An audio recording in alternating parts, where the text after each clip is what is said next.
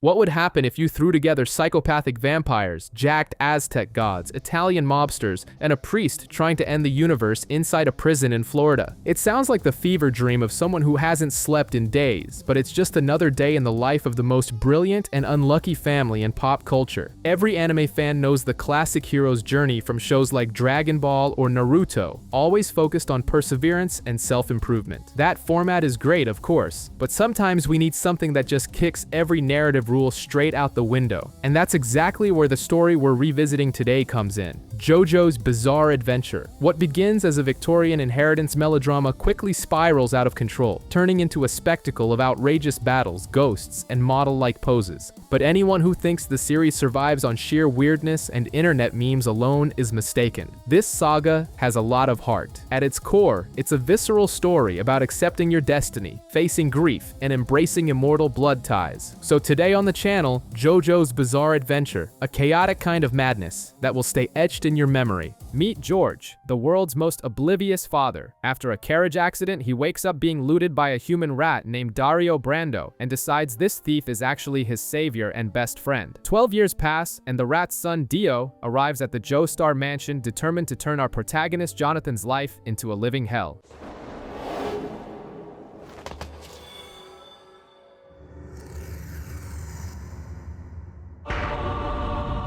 Dio kicks Danny the dog like a football, humiliates Jonathan in both academics and boxing, and even steals his girlfriend Irina's first kiss, forcing a lip lock that should be a crime in 12 different countries.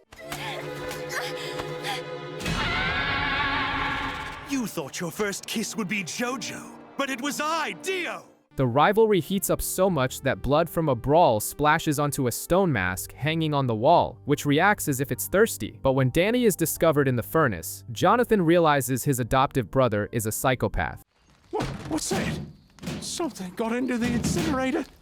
Oh, mercy! What if a person's in there? They're burning alive! Meanwhile, Dio, realizing he almost got caught, pulls an Oscar-worthy performance and goes back to playing the perfect brother. 7 years of pure testosterone pass with Jonathan and Dio pretending to love each other while playing rugby with thighs way too thick for the Victorian era. Meanwhile, George Joestar begins to die of a mysterious illness that, coincidentally, is identical to the one that killed Dio's father. Jonathan, finally using his 2 remaining brain cells, finds the letter proving the poisoning and throws Dio off the 2nd floor before heading to London's slums, Ogre Street. There, he pummels thugs until he earns the respect of Speedwagon, a professional narrator who decides to follow him forever. Meanwhile, Dio gets wasted and tests the mask on a random drunk, discovering the artifact doesn't kill. It turns people into blood-sucking vampires. The sun rises just in time to save Dio's skin, turning the monster into dust. And the villain returns to the mansion where Jonathan is already waiting with handcuffs and an antidote, ready to crash the party. George arrives with the police, who are historically useless in anime, and Speedwagon, who can smell the evil in the air. Cornered and crying crocodile tears, Dio pulls out the mask and a knife, lunging for the protagonist. But George Joestar finally does something useful and throws himself in front of the blade. The old man's blood activates the mask, transforming Dio into an immortal vampire who slaughters the cops like level 1 NPCs.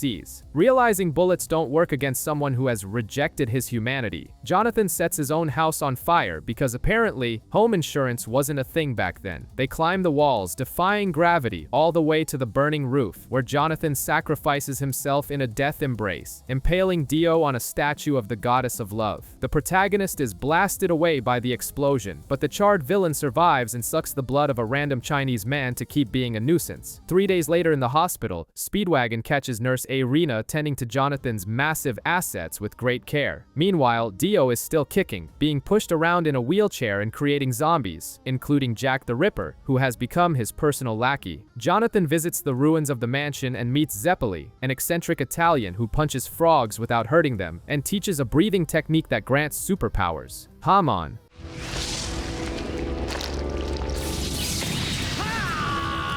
It's ripple energy created by Hamon.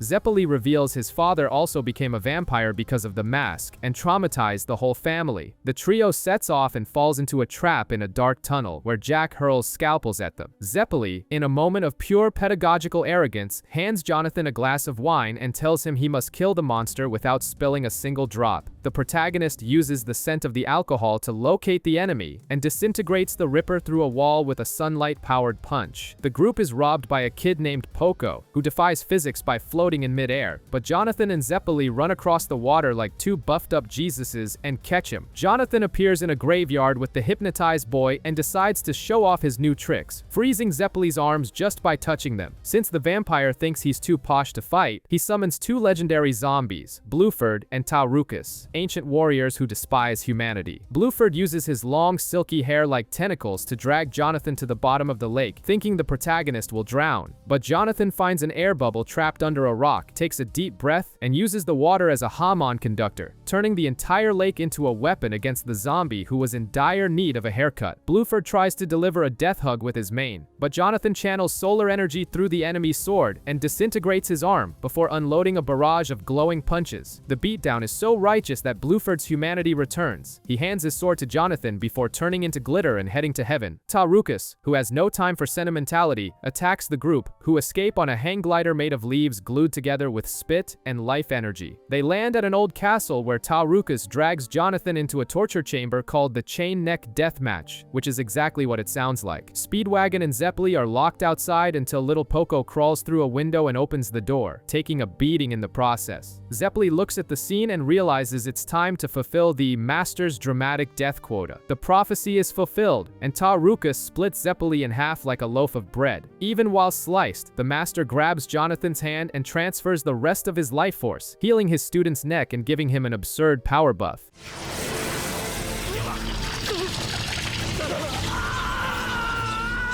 Jonathan becomes so strong he snaps the steel chains and turns Taurucus into dust with a single inherited blow. Zeppeli dies smiling, leaving the responsibility to the protagonist. No time to mourn the sliced Italian, Jonathan kills a guy named Mr. Adams, who had an unacceptably large and gross tongue. Soon after, the late reinforcements arrive. Dyer, Straiso, and Tonpetti. They show up only after the hard work is done, discovering that Poco's sister has been taken to the vampire's lair to serve as a snack. Poco's sister shows she has more guts than half the cast and slaps Dio across the face. Dio is so shocked he leaves a snake-infested zombie named Doobie to kill her. Jonathan bursts onto the scene, vaporizes the zombie, and saves the girl. On the stairs, the monk Dyer tries to show off with a move called the Thunder Cross Split Attack, but Dio freezes his body and shatters him into pieces, leaving only a talking head. In a final act of defiance, the head spits a rose into Dio's eye, temporarily blinding the vampire. Jonathan seizes the chance, heats up Bluford's sword like a hot knife through frozen butter, and cleaves the villain's arm. With his hands on fire, he lands a punch that sends Dio flying off the cliff, but the vampire retaliates by firing fluid jets from his eyes before falling. The protagonist passes out thinking he's won. Falling to his death, Dio rips off his own head before the Hamon can destroy his body and is caught by Wang Chen. Everything seems beautiful. Speedwagon destroys the mask with a sledgehammer, and Jonathan marries Irina to go on a honeymoon cruise. But since a protagonist's happiness never lasts, Wang Chen sneaks aboard carrying Dio's head in a jar. The villain fires an ocular fluid laser through Jonathan's throat, preventing him from breathing or using his powers. With his final breath of energy, Jonathan kills the servant and jams the ship's gears to blow the whole thing sky high. He hugs Dio's head in a strangely romantic moment and orders Irina to escape with an orphan baby inside the super sturdy coffin Dio brought along. The ship explodes, Jonathan dies, and Irina is left adrift and pregnant.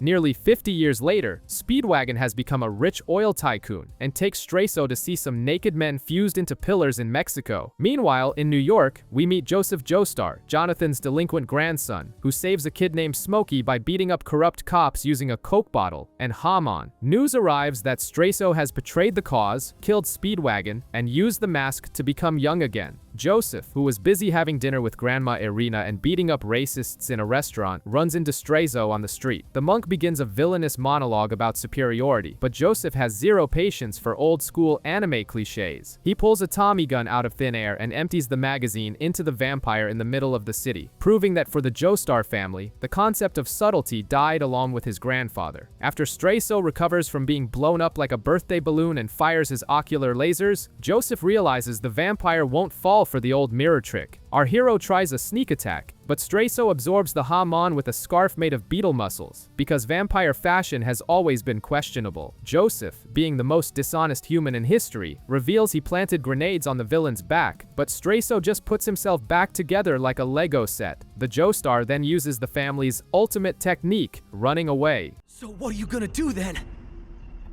Run as fast as I can!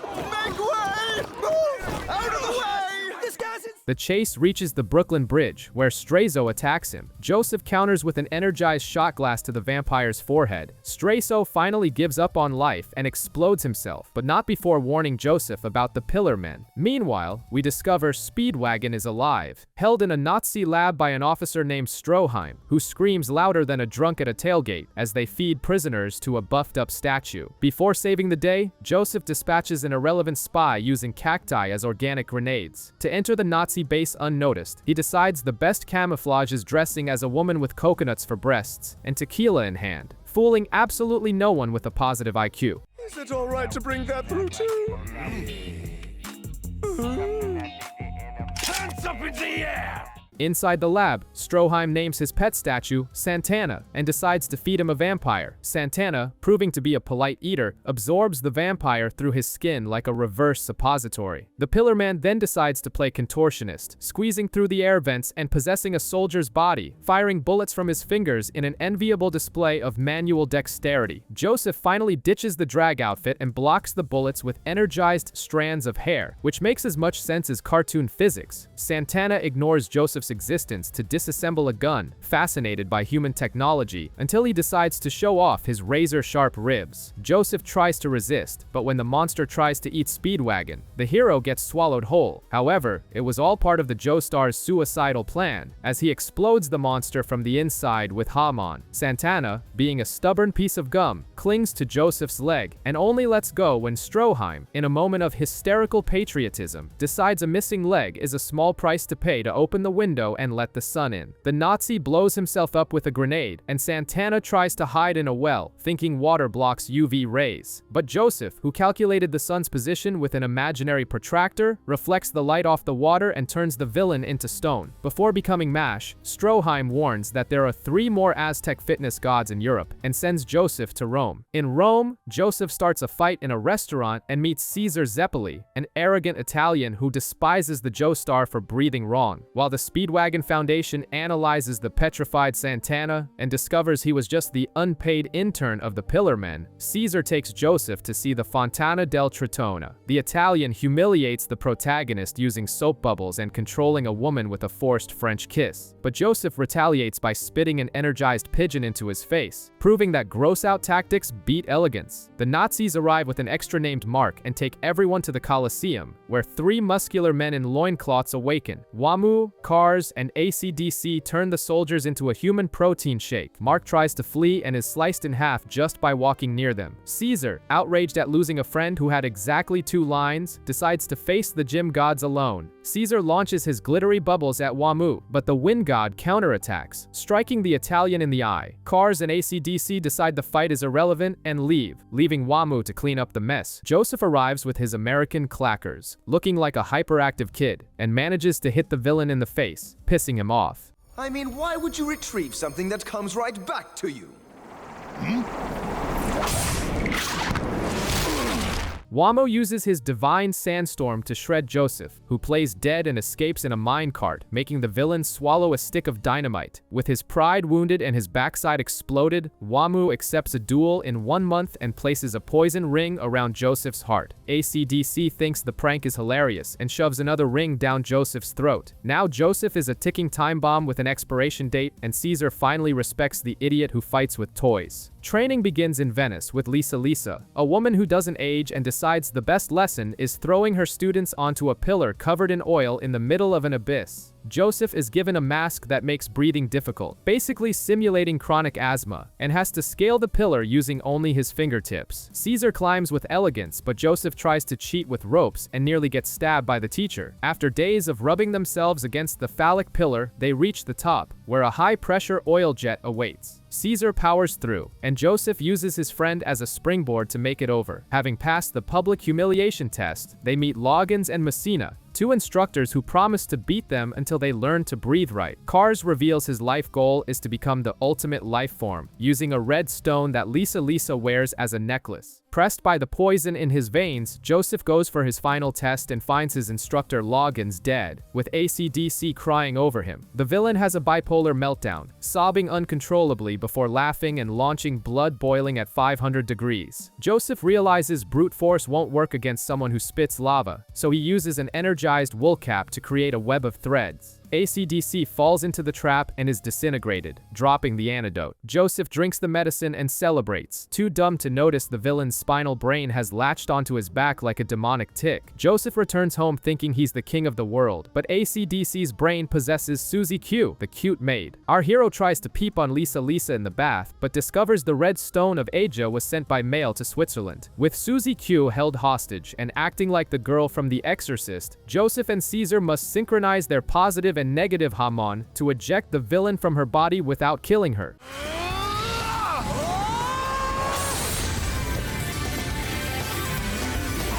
AC/DC turns to dust in the sun, and they race to the border, where they discover the Nazis intercepted the stone. On the road, Cars shows he's a villain with strange principles. He saves a dog from being run over, but slices up drunk drivers with blades of light. At a cabin, Joseph reunites with Stroheim, who has become a cyborg powered by fascist propaganda and German technology. Stroheim decides the best weapon is a machine gun coming out of his stomach and fires at Cars, who just slices the bullets in midair with his light blades, because physics is optional. The Pillar Man slices the Nazi in half, but Stroheim uses his UV bionic eye to fire a laser, making Cars drop the stone, which slides toward a cliff. Joseph blinds the villain with snow and starts a tug of war for the stone. Cars knocks Joseph into the abyss, but Caesar saves him with an improvised ice rope. Cars gives up on killing Joseph to avoid crushing a little flower on the ground, proving he's a psychopathic ecologist, and leaves laughing. Back at the hotel, the group discusses strategy. Caesar wants to raid the lair alone, Joseph wants to wait, and the argument ends in a fistfight. Caesar leaves in a rage to face deities on his own, while Lisa reveals the Italian has serious daddy issues. Lisa tells Caesar's tragic backstory: an absent father, a life of crime, and the moment he discovered his father sacrificed himself to save him from a trap in a wall, leaving behind only guilt and Italian pride. In the present, Caesar invades the hotel. He faces Wamu, who uses steam to turn invisible, but the Italian uses his bubbles as lenses to reflect sunlight and burn the villain. Caesar corners Wamu inside the building and is about to deliver the final blow, but his own shadow blocks the light for a split second. Wamu seizes the opening and uses his divine sandstorm to shred Caesar's organs.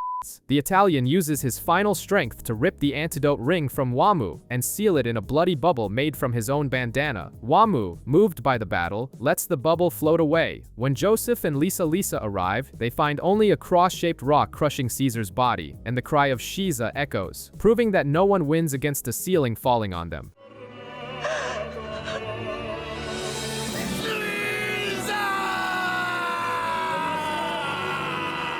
And Lisa uses her solar magic conducting scarf to disintegrate an idiot vampire named Wired Beck, proving that fashion accessories can be lethal. They enter a dark hall where Wamu is waiting, but since villains love to cheat, there are 100 vampires on the ceiling ready to make it rain misery. Cars appears with the face of someone who spends 3 hours in front of a mirror and orders everyone killed, totally ignoring the Aztec gym rat code of honor. But Lisa pulls the greatest bluff in history. She claims the red stone of Asia is linked to her heartbeat, and if she dies, the stone explodes. Cars, who is mean but not stupid, accepts a one-on-one at the Colosseum at midnight. Behind the scenes, Joseph finds an old photo and realizes the math on Lisa's age doesn't add up. Apparently, Hamon is better than any anti-aging cream. When night falls, she reveals she is the baby Irina saved on the ship, which leaves Joseph confused, but he decides to focus on the chariot race against Wamu. Joseph ties Caesar's bandana around his head for style points and prepares to face vampire horses, because in this anime, even the equines are on supernatural steroids. The race begins, and Joseph pretends he's clearing the path, but he's actually sabotaging the wheels of Wamu's chariot, proving that cheating is a family virtue.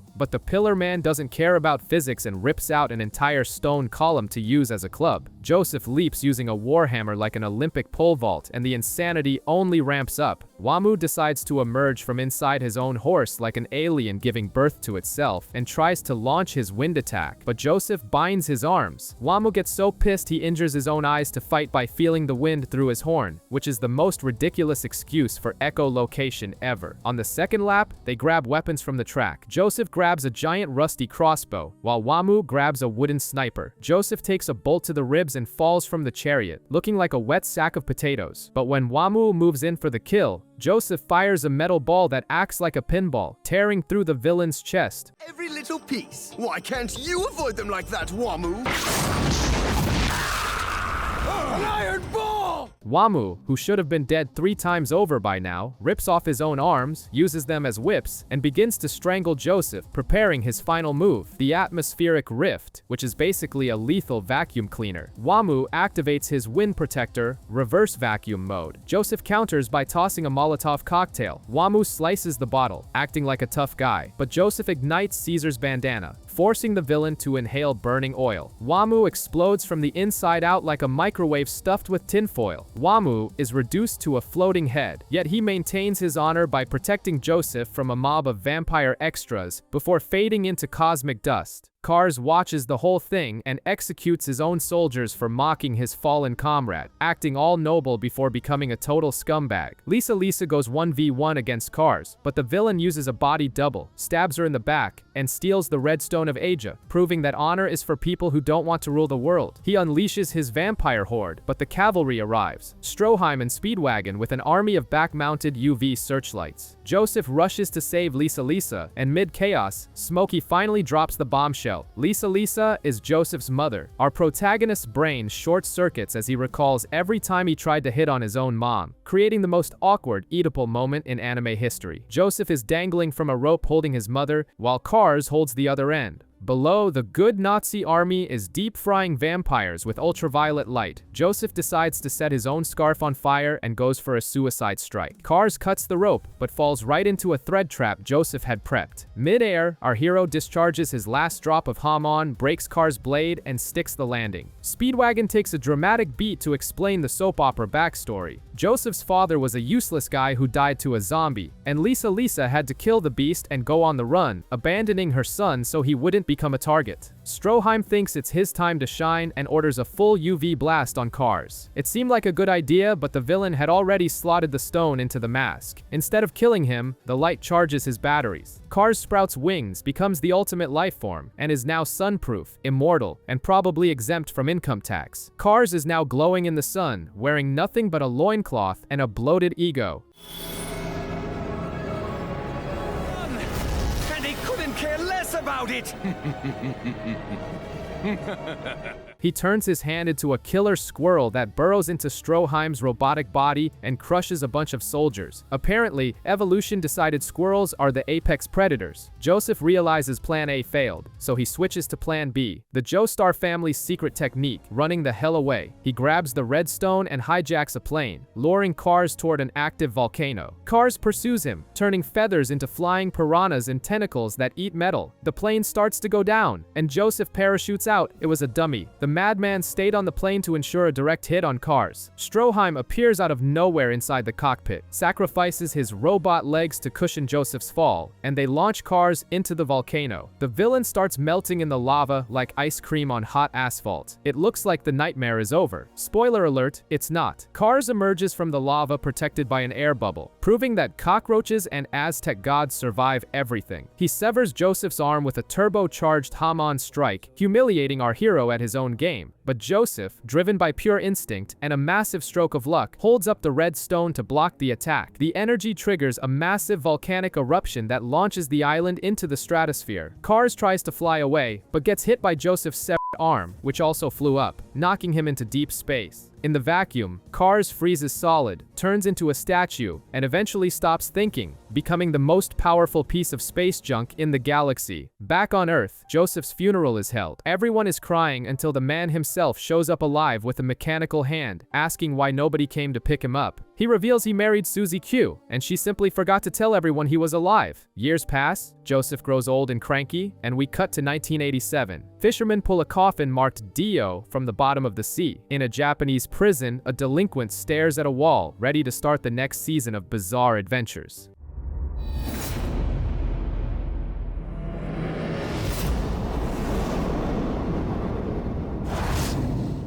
We meet Jotaro Kujo, a 17-year-old with the body of a 30-year-old bodybuilder and the attitude of an ogre. He's in jail because he claims he has an evil spirit. He shoots himself in the head to prove it, but a purple hand catches the bullet. Watch this. No! Jotaro! His mother, Holy, calls in Grandpa Joseph, who arrives in Japan looking like a geriatric Indiana Jones. Joseph tries to get his grandson out of the cell, but Jotaro is stubborn. Avdol, Joseph's fire-wielding friend, summons a buff fire chicken to fight Jotaro's spirit, which is actually a stand. They go for coffee, and Joseph explains the situation. Dio is alive, using Jonathan Joestar's stolen body, and has awakened spiritual powers in the entire family. Joseph smashes a $300 camera to reveal a spirit photo of a shirtless Dio in the shadows, proving the vampire still loves posing sensually in the dark. Jotaro is heading to school when he's attacked by a weird student named Kakyoin, who enjoys licking cherries and painting portraits. Kakyoin uses a stand that looks like an elastic green melon to slash Jotaro's leg. In the nurse's office, Kakyoin's stand crawls into the nurse's mouth to control her, but Jotaro yanks the thing out through sheer violence. Star Platinum throws a punch so powerful that it sends the stand flying, injuring Kakyoin. Jotaro brings the unconscious enemy home, and Grandpa Joseph discovers a flesh bud on Kakyoin's forehead. It's a brainwashing implant from Dio. Basically, Dio is scouting pretty boys to kill the Joestars. Joseph says removing the flesh bud is high-risk surgery, but Jotaro has no medical license and even less patience. He uses Star Platinum to yank the parasite out with brutal surgical precision. The bug tries to counterattack, but Joseph fries it with the Hamon he suddenly remembered he had. The next day, Jotaro's mother, Holy, collapses with a fever. She has awakened a stand, but because she's too kind-hearted and lacks a fighting spirit, the power is killing her. The only cure is to kill Dio and break the curse. The group discovers Dio is in Egypt thanks to a fly caught in the spirit photo. Kakyoin and Avdol confirm the location. They have 50 days to cross the world, beat up a century-old bisexual vampire, and save Jotaro's mom, all while posing dramatically every 5 minutes. All right, we're off! Let's hit the road! The group takes a commercial flight, which is a rookie mistake in this anime. Dio has already sent an assassin, a high-speed, tongue-ripping beetle called Tower of Grey. The bug goes on a rampage in economy class and writes messages in blood on the wall. Jotaro tries to punch the mosquito, but it's too fast. Kakyoin decides to shine and uses his Emerald Splash, which nobody can deflect, except everyone in the series, and impales the beetle with his tentacles. The pilot dies, so Joseph takes the controls. Given his track record with planes, it's a miracle they don't explode instantly. They make a crash landing near Hong Kong. At a Chinese restaurant, they meet a Frenchman with PVC pipe hair named Polnareff. He summons Silver Chariot, a silver knight, and challenges Avdol to a duel. Avdol accepts and summons Magician's Red, ready to turn the Frenchman into BBQ and prove who has the more stylish stand. The battle of egos between the Frenchman and the Egyptian with the fire chickens kicks off at maximum stupidity. Polnareff thinks his fencing is superior to a human flamethrower, but Avdol decides to show him that idiot flambe is the dish of the day. The Frenchman tries to carve a statue to defend himself, proving he should have pursued an art career instead of street fighting, but he falls for the oldest trick in the book and takes a blast to the face. When all seems lost, Polnareff hits turbo mode, sheds his heavy armor, and creates after images like a cheap video game glitch. Avdol, tired of the games, uses his Crossfire Hurricane special, blows up the floor, and cooks the Frenchman from the bottom up. He turns him into a souffle but chooses not to kill him out of unnecessary chivalry. Jotaro, with the grace of a bulldozer, yanks the evil mole off his forehead. Free from mind control, Polnareff sobs about his sister being murdered by a guy with 2 right hands and joins the caravan of doom toward Egypt. On a hellish cruise, a stowaway jumps into shark-infested waters because they clearly value life about as much as you value your diet. Star Platinum punches the shark with the force of a nuclear torpedo.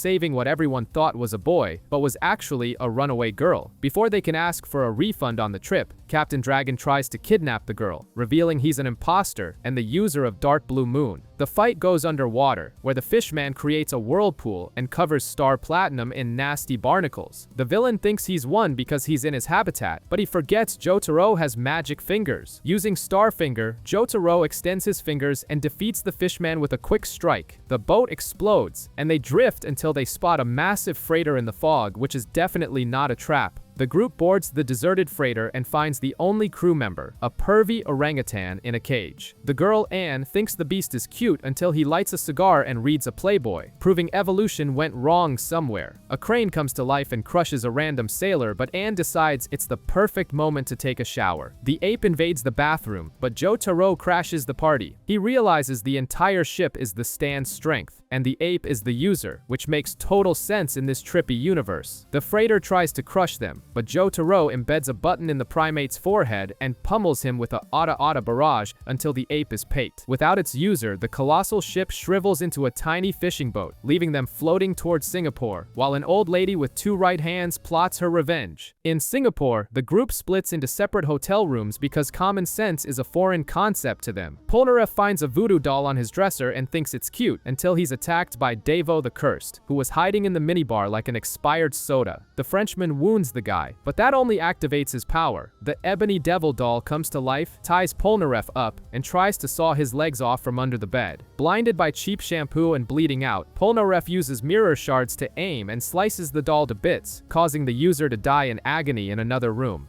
Slice up everything except your balls!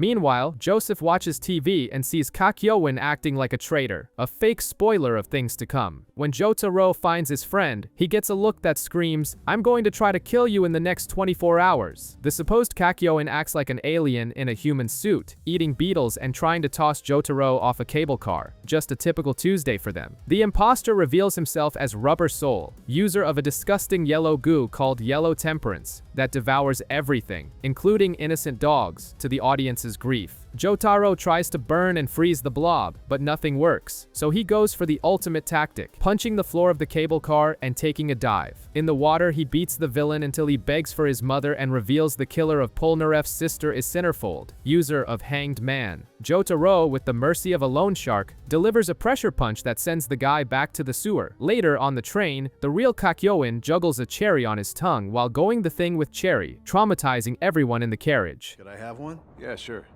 You're the best. Lick, lick, lick, lick, lick, lick, lick, lick, lick, lick, lick, lick, lick, lick, lick, lick, lick, lick, lick. Lick, lick, lick, lick, lick, lick, lick, lick, lick, lick, lick, lick, lick, lick. In India, the group faces chaos, sacred cows, and the worst toilet in animation history, where a pig pops up to greet Polnareff's private parts.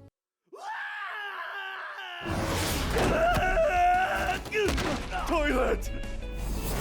There's a pig sticking its head out of it! The Frenchman sees Centerfold's reflection in a mirror and snaps, charging solo towards certain death. He meets Hall Horse, a cowboy who fires bullets that curve because physics is optional here. Polnareff tries to fight, but he's an idiot and sheds his armor again. Just as he's about to become Swiss cheese, Avdol pushes him out of the way and takes a bullet to the back combined with a stab from Hanged Man. The Egyptian falls dead. Kakyoin arrives late as usual, and Polnareff finally realizes his incompetence cost the life of the only sensible guy in the group. With Avdol dead, Polnareff and Kakyoin flee in a jeep, while Hanged Man pursues them by jumping from reflection to reflection, be it mirrors or beggar's eyes. The car flips and Polnareff, in a moment of questionable genius, kicks dust into a kid's face to blind the stand, but ends up attracting a furious mob. Surrounded by hundreds of eyes, Centerfold thinks he's won, but Kakyoin tosses a coin into the air. Everyone looks at the shiny coin, forcing the stand to jump to the only available reflection. Polnareff intercepts the jump and shreds the villain, who dies hanging upside down from a fence, living up to the name Hanged Man. I've been waiting years for this moment!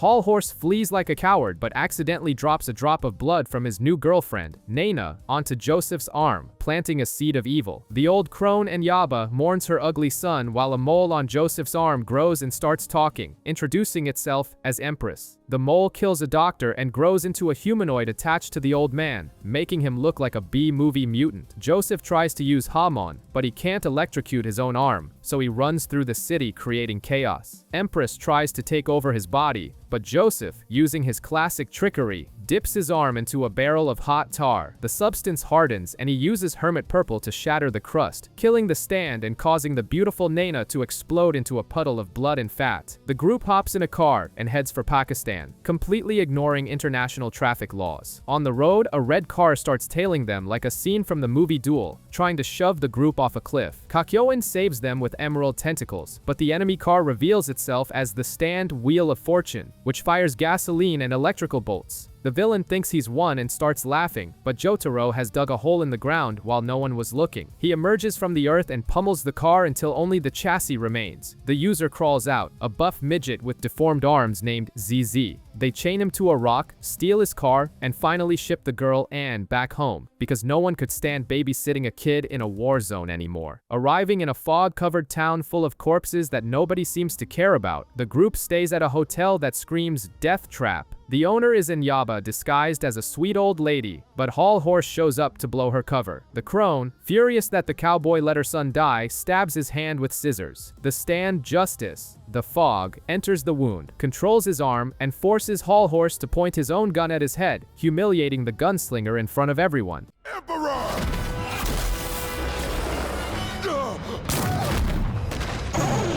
Justice prevails.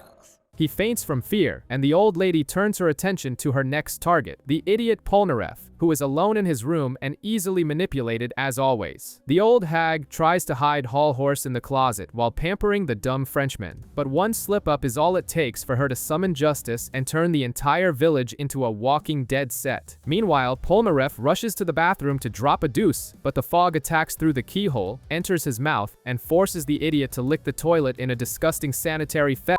The protagonist appears, already knowing the old lady is a fraud because she called him Jotaro, even though he signed the register as Kyutaro. Thinking Mist can't be punched, Inyaba wounds his leg, but Star Platinum takes a deep breath and inhales the entire old lady, suffocating her until the illusion breaks. The town was a graveyard the whole time. Hall Horse steals the car and bails, leaving the crone behind to be interrogated, proving villainous loyalty lasts about as long as Polnareff's IQ. In a Pakistani dive bar, the group meets a kebab vendor named Dan of Steel, user of The Lovers. Before Inyaba can spill the beans, the flesh bud in her forehead explodes, ensuring her loyalty to Dio in the afterlife. Jotaro tries to settle things with his fists, but Joseph starts screaming in pain because the microscopic stand has entered his ear and hacked his nervous system. To prove he's a sadist, Dan pays a kid to hit him, transferring the pain to Jotaro's grandfather. With the old man acting as a human voodoo doll, Jotaro is forced to become the villain's personal doormat, accepting humiliations while Kakyoin and Polnareff shrink their stands to perform a brain colonoscopy on Joseph and hunt down the lovers before the flesh bud turns the old man into a vegetable. Inside Joseph's senile brain, the lovers uses cells to create clones and trick the Frenchman, who attacks the wrong targets as usual. Outside,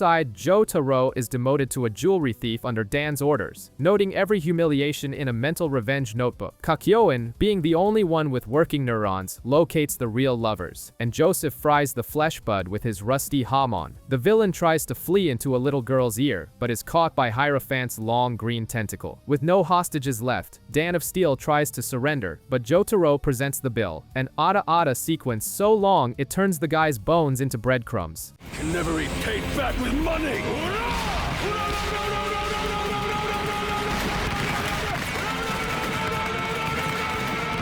The old man is safe, and the debt was paid with predatory interest. In the Emirates, Joseph spends a fortune on a car only to trade it for camels immediately after, proving he's a financial genius. In the middle of the desert, they realize the sun is working overtime, and lasers start cooking the group alive. It's the Stand the Sun, turning the trip into a human barbecue. They hide under a rock, dehydrated and laughing like drugged-up hyenas, until Kakyoin notices there are two identical rocks in the landscape. Jotaro chucks a boulder, smashes a giant mirror, and night falls. The user, a fat guy named Arabia Fats, faints from the heat inside an air-conditioned car, a victim of his own logistical incompetence. The group leaves the sweaty corpse there and moves on, completely ignoring the moron. Kakyoin has a nightmare in a bizarre amusement park where a dog is killed by Death 13. He wakes up with a cut on his hand and sees the same dead dog on the road, but everyone thinks he's going crazy. Since no pilot will fly with Joseph, they take a sick baby as a passenger. Kakyoin and Polnareff fall asleep and return to the nightmare, where they can't summon their stands. The demon baby tortures them, and Polnareff is only saved because Joseph wakes him up to change the kid's dirty diaper. Kakyoin is left alone, getting beaten in the dream and thrashing in real life, causing Joseph to crash the plane for the umpteenth time. At camp, Kakyoin carves baby stand into his arm, but as always, no one believes the only sane guy in the group. Kakyoin sees the baby kill a scorpion and tries to take out the brat with Hierophant, but Polnareff knocks him out, thinking his friend has snapped. Everyone falls asleep and drops into Death 13's world, naked of their stands and at the mercy of the psychopathic infant. But Kakyoin, being a genius, had already summoned his stand before passing out. He invades the dream and flips the script, shoving his tentacles into the baby's ears and messing with his brain until the kid heals everyone. In the morning, no one remembers a thing except Kakyoin, who mixes his own crap into the baby's mush and lets Joseph feed it to him. With the demon humiliated, eating things and smiling, A Gucci goo, a Gucci Gucci Gucci Gucci goo, a Gucci Gucci Gucci goo.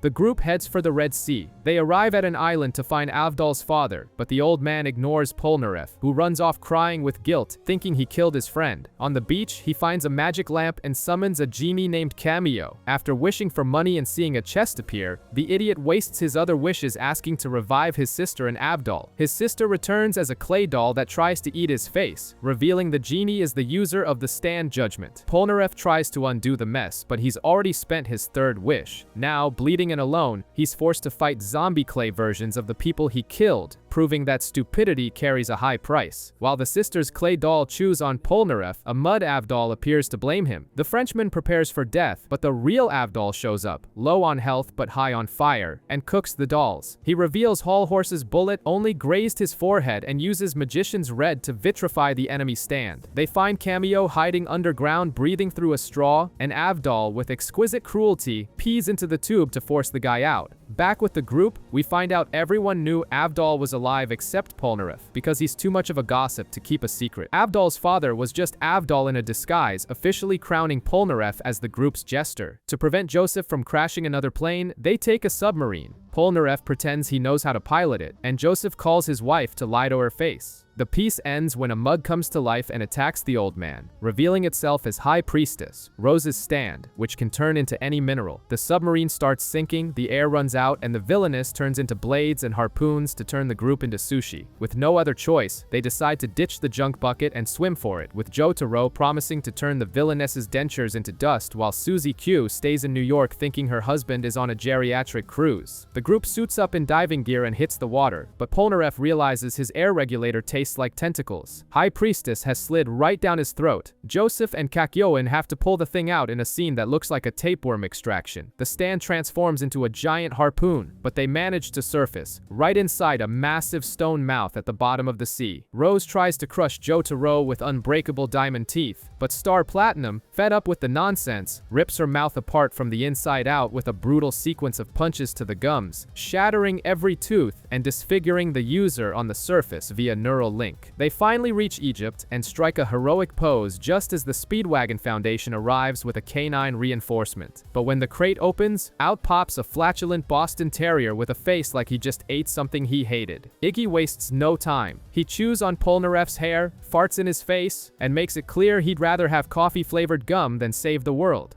Yes, this dog possesses the stand of the fool. His name is Iggy. Blast it! He grabbed the whole thing!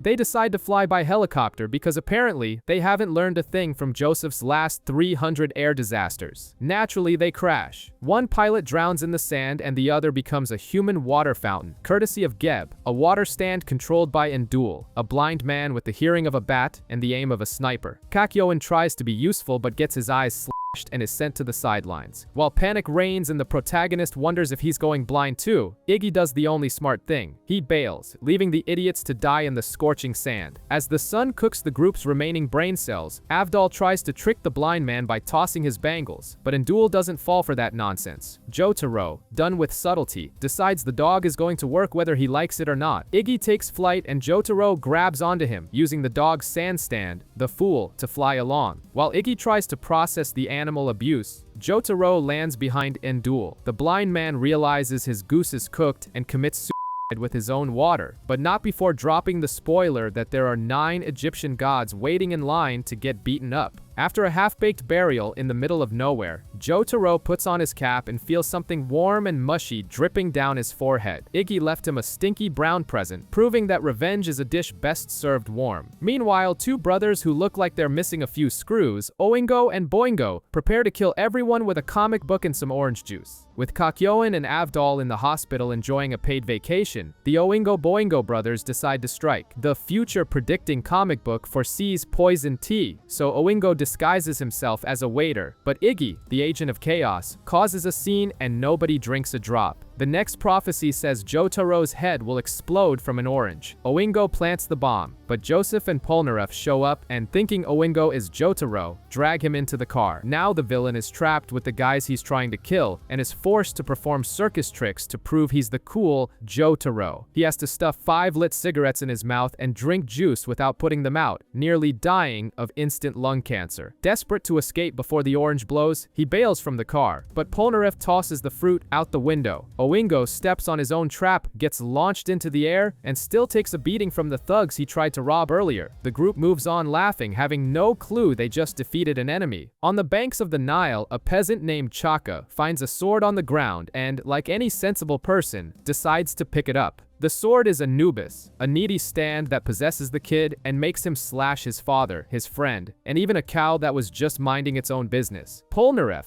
who is a literal magnet for disaster, gets separated from the group and bumps into the possessed boy. In the heat of battle, the Frenchman realizes the sword fights on its own and can phase through walls, but Chaka is so useless, he actually hinders his own stand. Polnareff is cornered between pillars and, in a moment of misunderstood genius, fires Silver Chariot's rapier like a ballistic missile, hitting the boy's neck. Instead of tossing the cursed blade into the river and leaving, he decides to hand it over to the police. Jotaro shows up to stop the stupidity, but they take the blade to a barbershop anyway. Terrible idea. Anubis possesses the barber, Khan, who immediately tries to give Polnareff a shave by ripping his throat out. Huh? You did say under your chin, right, Polnareff? What the hell?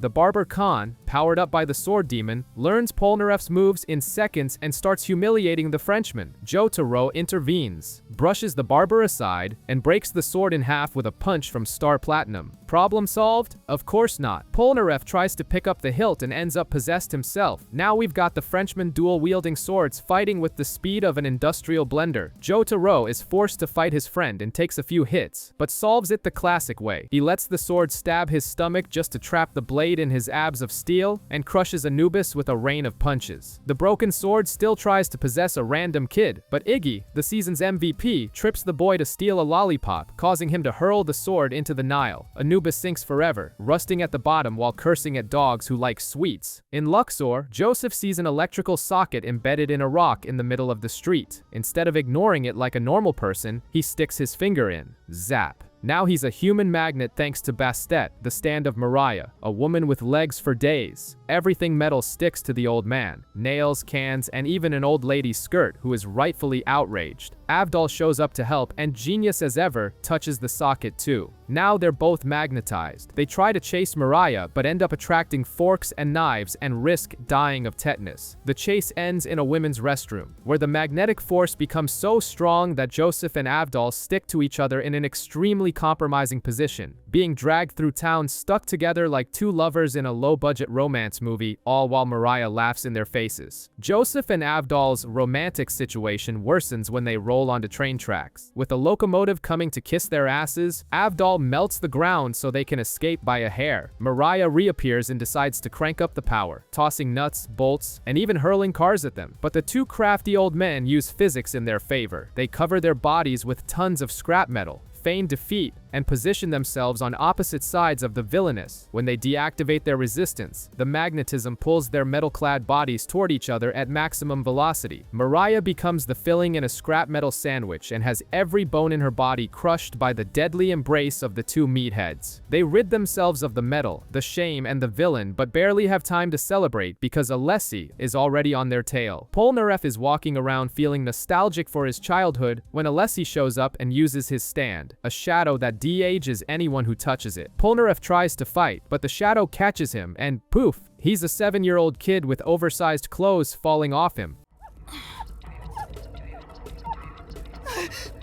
What the? Why am I a kid? Now he's a French dwarf running away from an adult with a giant axe. Jotaro passes by and, being the observant genius he is, completely ignores the child screaming for help. Alessi hunts Mini Polnareff through a labyrinth of mirrors and bathrooms. Silver Chariot becomes a useless action figure. Polnareff manages to wound the villain with an earring and escapes, being taken in by a kind woman who decides to give him a bath. But happiness is short-lived. Alessi invades the bathroom looking like he's about to commit a heinous crime. In the bathroom, Alessi tries to drown the mini Frenchman in the tub. Desperate, Polnareff unleashes the ultimate biological weapon. While Alessi tries to wipe the feces from his eyes, Polnareff escapes and finds the woman who helped him, only now she's regressed into a mere clump of cells. He grabs the fetus and runs, hiding in a room. The villain smashes the door open, but Polnareff, naked and shrunken, creates a distraction with mirrors and is Alessi's face. The maniac falls out the window right at Jotaro's feet. Alessi, dumb as a post, uses his power on Jotaro, but he forgot that child Jotaro was already a delinquent brawler since the nursery. Mini Jotaro pummels the villain without even needing a stand. The effect wears off, and the two adults finish the pervert with a double punch that sends him into the stratosphere. Finally, in Cairo, the group enters a cafe and runs into Darby, a professional gambler who collects loser souls in the form of poker chips. He challenges the group. Polnareff, the king of bad decisions, bets on which piece of meat a cat will eat. He loses, has his soul sucked out, and becomes a casino chip. Now Joseph has to save the idiot. The challenge is to drop coins into a glass full of whiskey without it overflowing. Joseph cheats by adding more liquid with a cotton ball, but Darby is a legendary tier cheater and notices. The villain drops his coin, wins the physics-defying round, and steals the old man's soul too. Now only Jotaro is left. He sits at the table, grabs a deck, and starts dealing with the calm of a man who will bluff until hell freezes over or beat the villain until he gives everything back. The poker showdown continues, and Jotaro decides that cheating is for the weak, so he opts for something more efficient, pure psychological warfare, while Darby tries to maintain his criminal mastermind persona with 4 kings in his hand. The protagonist doesn't even look at his own cards, lights a cigarette that appears out of nowhere, and starts betting things that aren't even his. First, Avdol's soul, then Kakyoin's, and to top it off, he puts his own mother's soul on the table like it's an arcade token.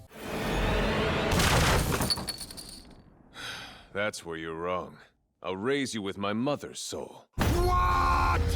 Darby starts breaking into a cold sweat, wondering if Star Platinum has the secret ability to swap cards, or if Jotaro is just clinically insane. The pressure is so high, the villain's brain melts. He faints from pure terror and releases all the trapped souls. When Jotaro's cards are flipped, we discover he had garbage in his hand, proving his greatest skill isn't stopping time, but keeping a stone face while bluffing with his entire family's lives. We jump back in time to see Hallhorse trying to assassinate Dio, but he quickly realizes that attacking an immortal vampire from behind is about as good an idea as licking a cactus. Dio, being the dramatic diva he is, gives the cowboy and the comic book kid, Boingo, a second chance. The prophecy tells Hallhorse to kick a random woman, which sounds like a hate crime, but it actually saves her from a scorpion, making the cowboy look like a misunderstood hero. Meanwhile, old Joseph gets news that his daughter is dying, but the universe conspires to humiliate Polnareff. The next prediction requires Hallhorse to stick his fingers up the Frenchman's nostrils. Since destiny in JoJo is fueled by heavy hallucinogens, Polnareff gets separated from the group. The cowboy completes the disgusting mission, and the rest of the Crusaders arrive just in time to see the two of them in a position that even the Kama Sutra couldn't explain. With the cowboy's finger shoved up the French swordsman's nose, the situation escalates to astronomical levels of second-hand embarrassment. Polnareff sneezes with the force of a hurricane, blowing the enemy's cover. The comic book's foolproof plan involves a truck running everyone over, but they obviously survive because the script protects idiots. The final move is to shoot into a pipe at high noon so the bullet travels and hits Jotaro in the head. The shot is fired, the bullet does parkour through the plumbing, but at the last millisecond, Polnareff lets out another nasty snot-filled sneeze right in Jotaro's face. The sheer disgust makes the protagonist flinch back. The bullet misses, travels around the world, and hits Whole Horse himself because his watch was fast. Boingo tries to be a good boy in the end, kicks a crate that hits Iggy, which irritates the dog, bringing the comedic duo's run to an end with a series of bites. Holly is about to kick the bucket, and the group is still lost in Cairo. Polnareff picks a fight with a beggar who turns out to be a tycoon, proving he doesn't even have the luck to choose his enemies right. Iggy, tired of carrying the anime on his back, goes for a walk and accidentally finds Dio's mansion. The gatekeeper is a psychopathic falcon named Pet Shop. Iggy tries to pretend he's just an ugly, dumb stray, but when an idiot kid tries to save his own dog, the Boston Terrier's morals kick in. He saves the kid and draws the wrath of the anime version of Batman's Penguin. The fight moves to the sewers, where Pet Shop bombards everything with ice, and Iggy realizes that to get out alive, he's going to have to leave a piece of his paw behind, literally turning the fight into Saw Canine Edition. Iggy decides 4 paws is a luxury and bites off his own leg to escape the ice. He dives into the water bleeding, but the Falcon dives after him because biology doesn't apply to stand users. The dog tries to protect himself in a sand dome, but the ice pressure starts crushing him. With no way out and about to become a dog-sickle, Iggy uses the pressure of the collapse to launch himself like a furry torpedo and bites the bird's beak the exact moment it was about to fire, exploding the frozen chicken from the inside.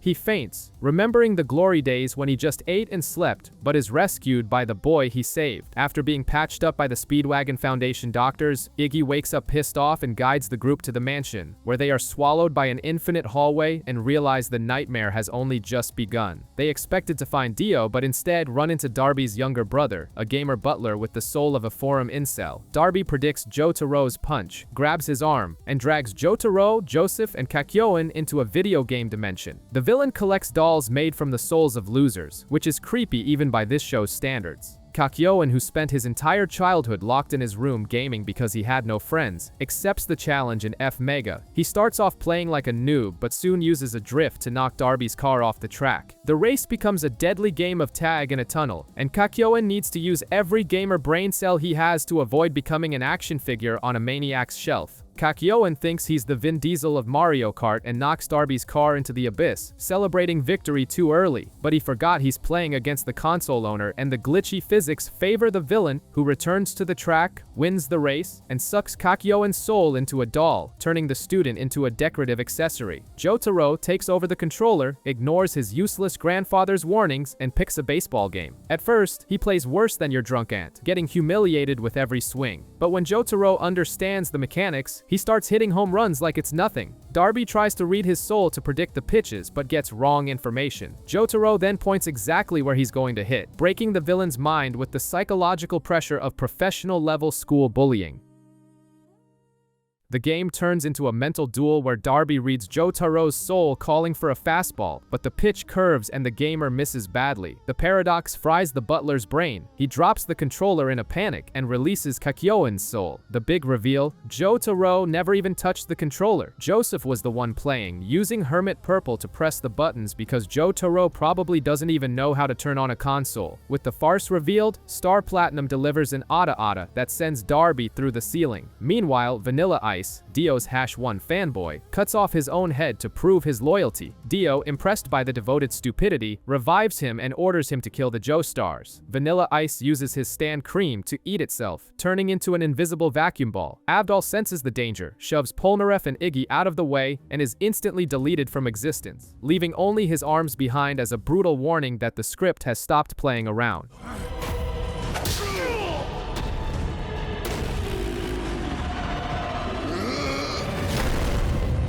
Polnareff goes into shock seeing his friend's floating arms while Vanilla Ice continues his invisible massacre. They run through the halls, but the enemy is a cosmic eraser that deletes everything it touches. Iggy uses sand to create a perfect statue of Dio, tricking the villain who stops to lick his fake master's boots. When he realizes he's been duped, Vanilla Ice has a hissy fit and takes it all out on the dog, beating Iggy until he's a bloody pulp. Polnareff takes advantage of the distraction and pierces the villain's head, but discovers that being a vampire is broken. Vanilla Ice twists his own neck, breaks the Frenchman's fingers, and eats a chunk of his leg, now missing a foot. With a broken stand and dragging a dying dog, Polnareff tries to survive as the vacuum ball closes all exits, turning the room into a giant blender. Jotaro and the rest reach the destroyed game room, unaware that the true horror show is happening downstairs. Iggy, with one foot in the grave and the other in the doghouse in the sky, uses the last of his life force to lift Polnareff with his sand. The Frenchman, fueled by the power of hatred and grief, drives his sword into Vanilla Ice's forehead again. The zombie tries to get up, but Polnareff finally uses his brain instead of his muscles. He slashes the door, lets the sunlight in, and pushes the vampire into a fatal tan. Vanilla Ice turns into cosmic dust, and the souls of Avdol and Iggy give a ghostly thumbs up before ascending. As Polnareff tries not to bleed out on the stairs, he looks up and sees Dio at the top, striking a Vogue model pose, ready for the final battle that will decide if the world ends or if Jotaro has to go back to school on Monday. As Polnareff climbs the stairs with the confidence of a drunk guy trying to find the bathroom at a club, he realizes gravity has decided to take a break and sends him 2 steps down every time he blinks. Dio is at the top, philosophizing about peace of mind like a quantum coach selling self-help courses, offering Polnareff the chance to lick his boots in exchange for survival. The Frenchman refuses with the elegance of a stale baguette, but before he can be turned into Swiss cheese, the wall explodes. It's the cavalry arriving with the vampire's only weakness, sunlight, forcing Dio to flee into the shadows. They open a coffin and find Dio's henchmen inside, cut to pieces but mysteriously intact, proving that spatial logic in this anime has officially gone out the window. With no time to process, they jump out the window as soon as the sun sets. While Joseph and Kakyoin grab a car, Dio decides walking is for peasants and hijacks Senator Wilson Phillips. The vampire turns the politician into his private Uber, forcing the man to drive on the sidewalk and plow through pedestrians like he's playing GTA with an invincibility cheat. Hierophant Green tries to react, but the world hits the car from a distance, and Dio hurls the senator at Joseph like a human bowling ball. Kakyoin adjusts his glasses, ready to make the play that will cost him his paycheck next season. Kakyoin runs across Cairo's rooftops, remembering how his childhood was lonely and friendless, exactly like his social life today. He decides it's time to shine or die trying, and spreads Hierophant Green across the entire block like Spider-Man on 5 energy drinks. When Dio lands in the trap, Kakyoin fires an emerald splash from every angle, convinced it'll work this time. But Dio summons the world, and time simply stops. In the gray silence where physics don't exist, the vampire walks calmly, dodging the useless green stones and delivers a punch that goes right through Kakyoin's chest, slamming the redhead into a water tower like a rag doll. All right,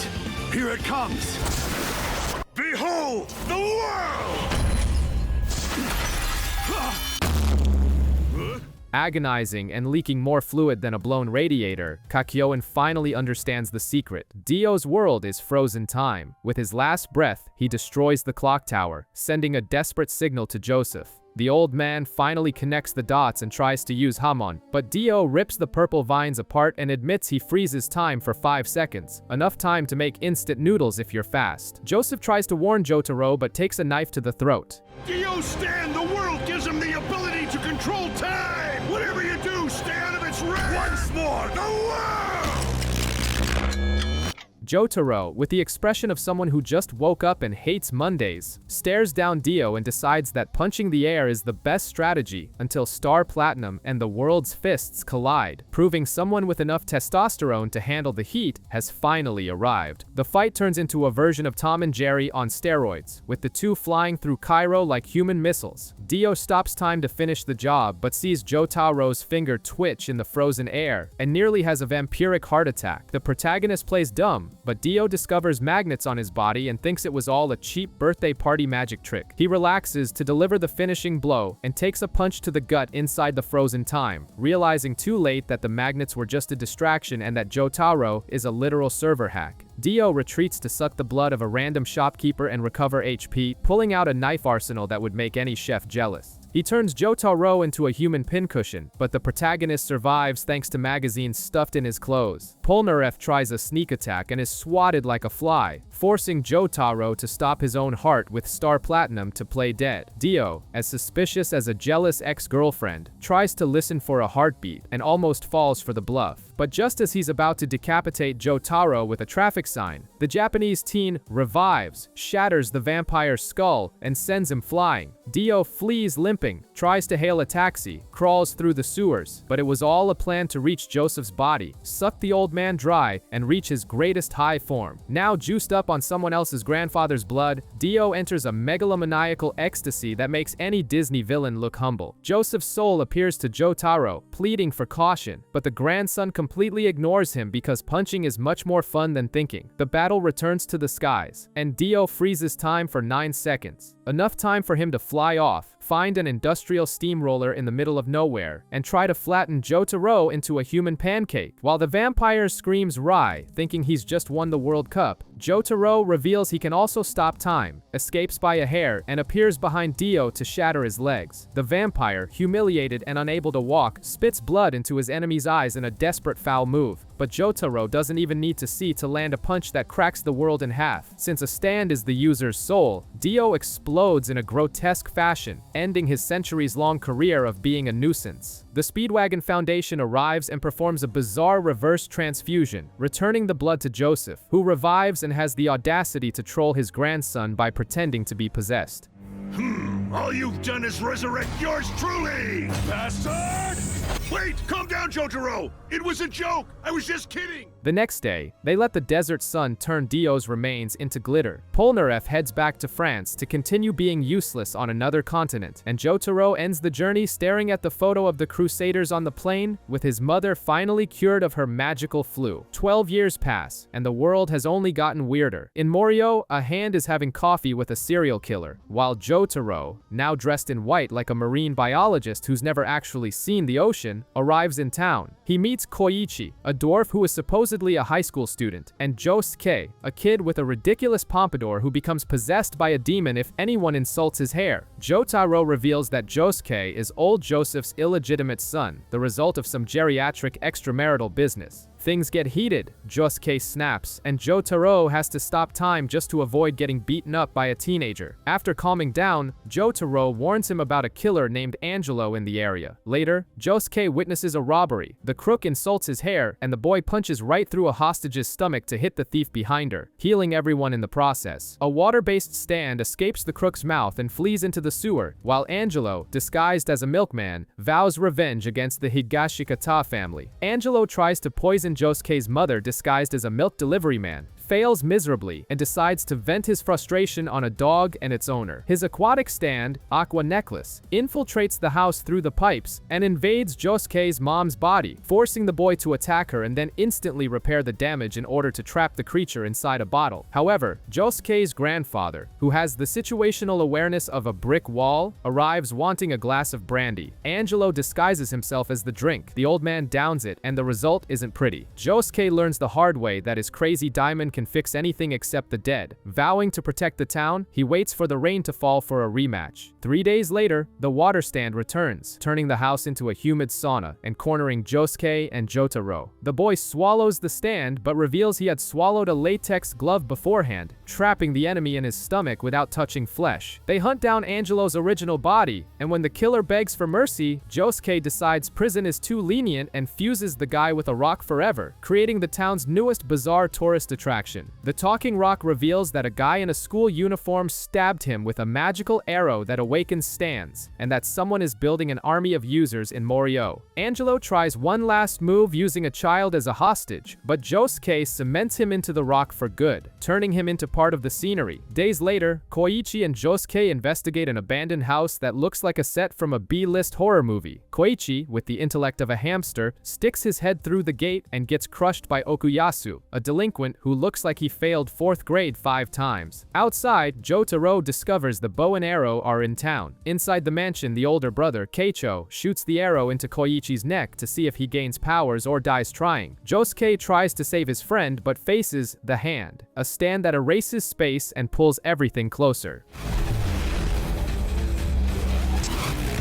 Josuke Higashikata!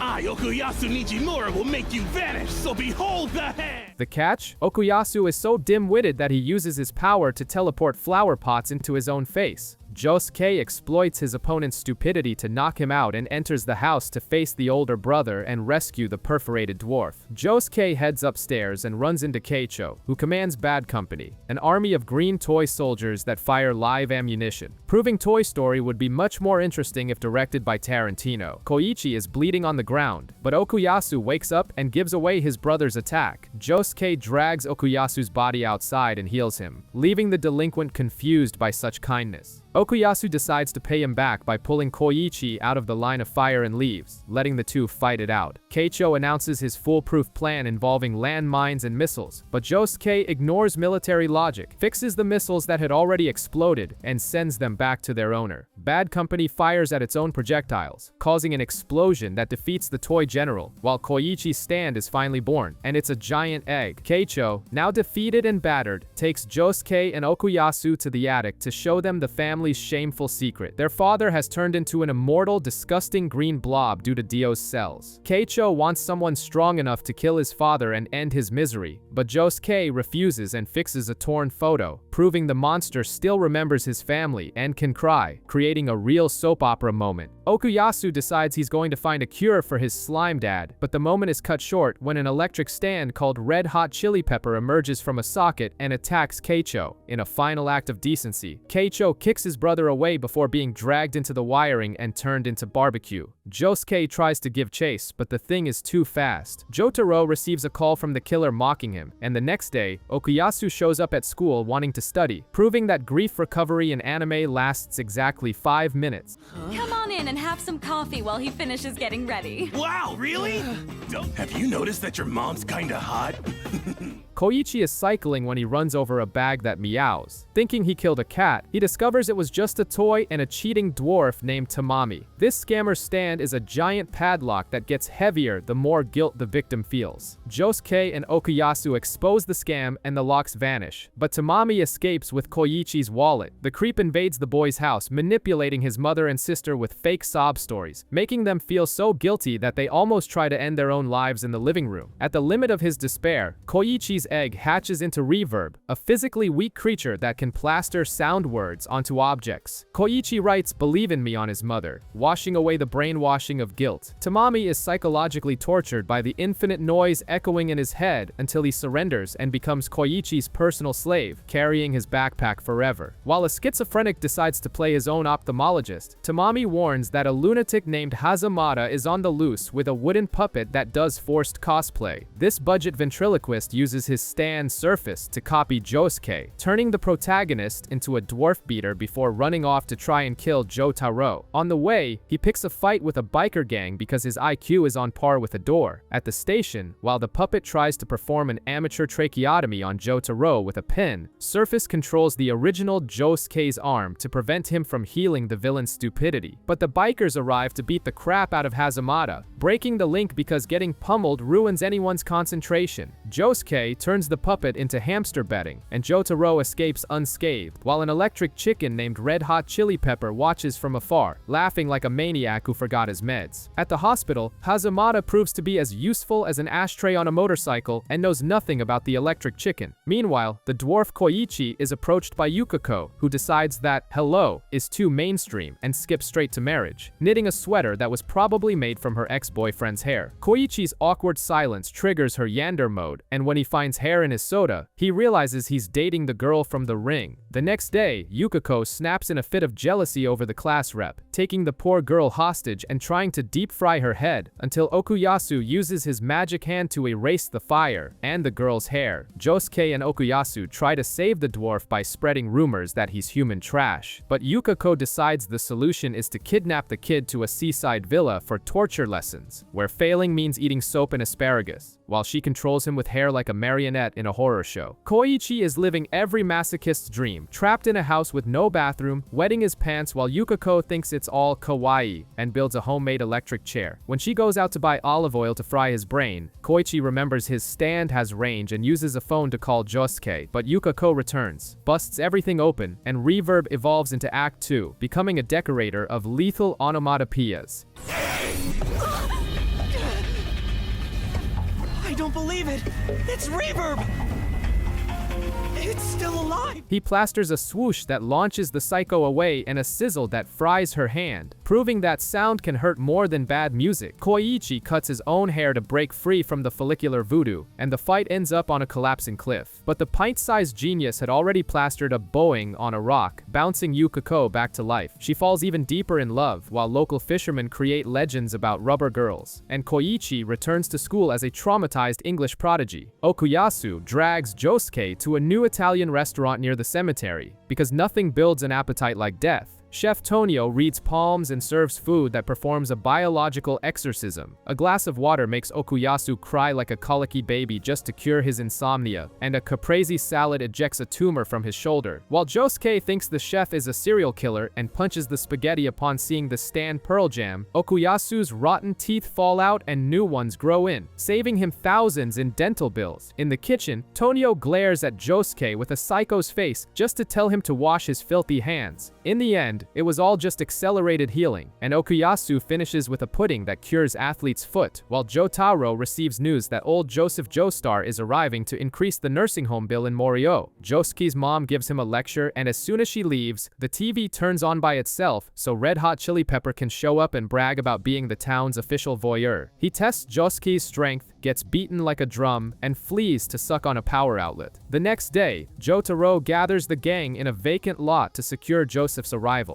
Okuyasu's bike starts on its own because the possessed electric chicken decided to go for a joyride to the port. Okuyasu teleports, erases the bike, and traps the creature away from electricity, but Chili Pepper, knowing Okuyasu's IQ is in the negatives, calls him an idiot. The moron takes the bait, erases the ground, and exposes underground cables, allowing the villain to recharge, chop his arm off, and try to drag his body into an electric hell. Josuke has to fish his friend out using the severed arm as bait with Crazy Diamond, saving the idiot from becoming a human pork rind. At the docks, the chicken's user reveals himself as Otoishi, a frustrated guitarist who uses his stand to steal because a music career doesn't pay the bills. He starts a ridiculous guitar solo while Chili Pepper attacks. Josuke breaks his pinky finger so he'll never play a chord right again and turns the ground into tar to predict where the thing will pop up. The rocker decides to drain the entire town's power, turning his stand into a roped-up monster until Josuke shoves a tire into him, traps him in the rubber, and pops the pressure, launching the beast into the sea to become fried fish. On the boat, Joseph is deaf and senile, nearly getting killed by a disguised Otoishi, but Okuyasu, in his infinite wisdom of punching anything that moves, hits the real villain by pure luck. The rocker goes to jail, and Josuke ends up holding his trembling father's hand instead of fixing his cane, in a scene that would make anyone vomit rainbows.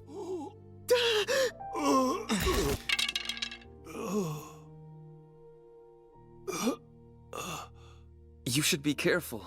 With the rocker in jail and Jotaro recovering the arrows, the focus shifts to the soap opera between Josuke and Joseph. Fearing his mother might have a heart attack seeing her decrepit ex-lover, Josuke tries to ship the old man off on a bus, but his conscience gets the better of him. Suddenly, Joseph starts yelling in the middle of the street, using Hermit Purple to hunt an invisible baby. The kid is so stressed out she turns everything invisible, including her own dirty diaper, and Joseph blows all of Josuke's money at a baby store on useless junk. While trying to change the diaper, the baby panics, turning the old man's hands and the stroller invisible before falling into the river. Josuke can't see anything, but Joseph, during a moment of questionable lucidity, dyes the water with blood to show where the child is. Josuke rescues the baby and looks at his father with respect, until he sees the credit card statement and realizes respect doesn't pay the bills. Hazamada and Koichi become best friends over manga, and discover that Rohan lives in town. They break into the arrogant genius's house, and he greets them by licking a spider's guts for realistic research. When the nutjob leaves, curiosity kills the cat, and the two idiots look at his manuscript, being turned into books by Heaven's Door. Rohan returns fascinated, reading Koichi's shameful secrets and deciding to rip out memory pages to use as inspiration. The mangaka tears out the boy's weight along with the trauma memories and sends him home light as a feather and confused. Koichi looks in the mirror, not knowing why he's thinner, preparing to go back the next day like cattle to a literary slaughterhouse. Koichi returns to Rohan's house like a literary zombie, and the mangaka draws in a psychotic trance. He rips out another page and gives Koichi's memory back just to see the look of terror on his face. Because sadism is art. Josuke and Okuyasu Okuyasu ring the bell, but since Koichi can't warn them, Okuyasu breaks in and falls for the same book trick, proving that some people never learn from others' mistakes. With 2 hostages, Rohan provokes Josuke, but the pompadoured hero charges in with his eyes closed. Desperate, Rohan reads in Koichi's memory that insulting Josuke's hair is suicide, and does exactly that. The problem is that the insult leaves Josuke so blinded by rage that he doesn't even register the drawing, turning him into a book, and he pummels Rohan until his face becomes abstract art, sending his manga into an eternal hiatus via beatdown. Jotaro recruits Josuke to hunt a rat because apparently pest control is now a stand user's job. They discover the rat has a sniper stand and melted the farm owners into a disgusting sludge. They kill one dumb rat, but find there's a second one, Bug-Eaten, a rodent war veteran. The thing ricochets bullets and turns the field into a tactical nightmare. Jotaro decides to become live bait, taking a shot that melts his flesh just to give Josuke a chance to fire. The kid gets the jitters and misses, causing the rat to peek out and laugh at him, which gives the second shot the opening to hit and blow the creature up.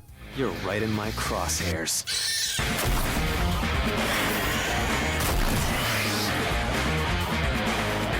With the rat dead and Jotaro looking like a melted candle, he praises Josuke, proving that even hunting pests in this ridiculous town almost costs an arm and a leg. After deciding that kidnapping children is a valid form of field research, our favorite sociopathic mangaka drags the dwarf Koichi into an alley that Google Maps forgot to render. They walk in circles until they meet a girl named Remy and her dog Arnold, who are already dead but still hanging around because rent in hell must be too high. Rohan tries to use his power to read her biography but finds that reading dead people is like trying to open a corrupted PDF. Remy explains she was slaughtered by a local serial killer, and that this alley is basically a purgatory lobby. If you look back, shadowy hands drag you to a place worse than a Twitter comment section. Rohan, using his genius, scribbles on Koichi's face that he is forbidden from turning his neck, saving the boy from the abyss. Cut to our blonde villain, Yoshikage Kira, driving his car while having a romantic argument with a rotting hand in the passenger seat, proving that Tinder and Morio is a nightmare. Josuke realizes he's so broke his bank statement would give Batman depression, and he spots a tiny stand stealing coins. He and the idiot Okuyasu follow it until they find Shigechi, an ugly kid with spikes on his head who commands an army of microscopic hobos called Harvest. Josuke, with capitalism pulsing through his veins, proposes a partnership to scavenge coupons and loose change across town. The business scales fast until they find a winning lottery ticket worth 5 million yen. That's when the friendship ends, and human nature shines. Shigechi decides that "we won" actually means "I won, and you guys can screw off." Greed goes to his pointy head, turning the streets of Morio into the stage for the pettiest war in history, proving that money doesn't buy happiness, but it does fund a high-quality brawl. At the bank, the trio tries to cash the check with the smooth talking of an online course salesman, but the teller demands to speak with the ticket owner. Josuke uses Crazy Diamond to rewrite reality and the phone number on the paper, turning fraud into modern art. With the check in hand, Shigechi tries to skip out and run, but Okuyasu decides to apply the pedagogical method of physical violence. The kid slips away like a greased pig and injects alcohol into the duo's bloodstream, getting them drunk without them even having any fun first. Staggering like you on a Friday night, Okuyasu bluffs and uses the hand to pull the check, tearing the paper into tiny pieces. Shigechi panics and gives up, only to find out Josuke tore up a random piece of trash. The money is split, and the moral of the story is, if you have an OP stand, crime pays. Yukiko is in the dumps because Koichi ignores her existence, so she goes to the Cinderella salon, where the esthetician Aya promises to solve love problems with magical plastic surgery.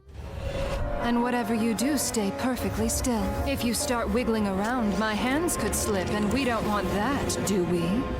Yukiko leaves tuned up and scores a date with the dwarf, who immediately forgets she tried to kidnap him days ago. The mood heats up, but the magic's time limit expires, and she has to return to apply lipstick every 30 minutes, or her face will melt. Koichi, being the ultimate simp, finds the girl and kisses her, ignoring all red flags. Days later, she forgets the lipstick and turns into a swamp monster. Aya proposes a sadistic game. Choose the right face from several fakes. Koichi, in a moment of suicidal chivalry, asks to be blinded if he fails, so he won't see his beloved ugly. The esthetician is so touched by this symbiosis of idiocy and love that she gives the psycho her original face back. Yoshikage Kira takes his dead girlfriend on a romantic picnic, buys a ring for her rotting finger and a sandwich. But fate loves to mess with psychopaths, and Shigechi accidentally grabs the killer's bag after a dog steals his lunch. Kira enters a silent panic, realizing his quiet life hangs by a thread and a severed hand. He stalks the fat kid back to school, trying to recover the bag with the subtlety of an elephant in a crystal shop. Josuke and Okuyasu almost catch the villain, but Shigechi's stupidity creates a distraction and they get kicked out. Outside, Shigechi uses Harvest to get the bag back, rips the paper, and the woman's hand falls to the ground. Kira, cornered, decides to give his villain speech about wanting a peaceful life before invoking Killer Queen to delete the child from existence. Kira turns a coin into a bomb and detonates it right in front of Shigechi, turning him into a human sieve. The kid, with the endurance of a Soviet tank, crawls through the halls trying to reach Josuke to be healed. But Kira has already turned the doorknob into a landmine. Shigechi touches it and explodes into meat confetti, leaving only a suit button behind. His ghost confirms to Remy that the serial killer is active. Days later, Jotaro and Koichi find a tailor who recognizes the button, but before the old man can say the culprit's name, he explodes from the inside out. Kira launches his second bomb, an indestructible toy tank that tracks heat and promises to turn the heroes into a barbecue. The toy tank is immune to Star Platinum's punches,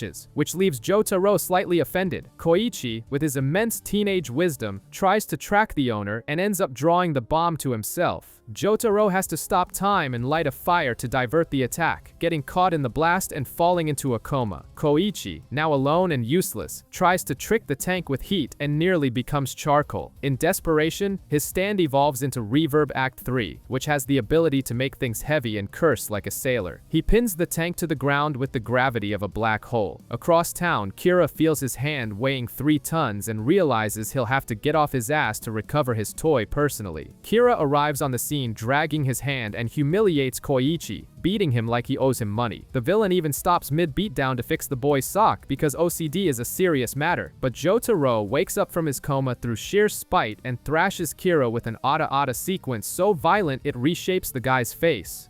And that, my friend, is your putrid face.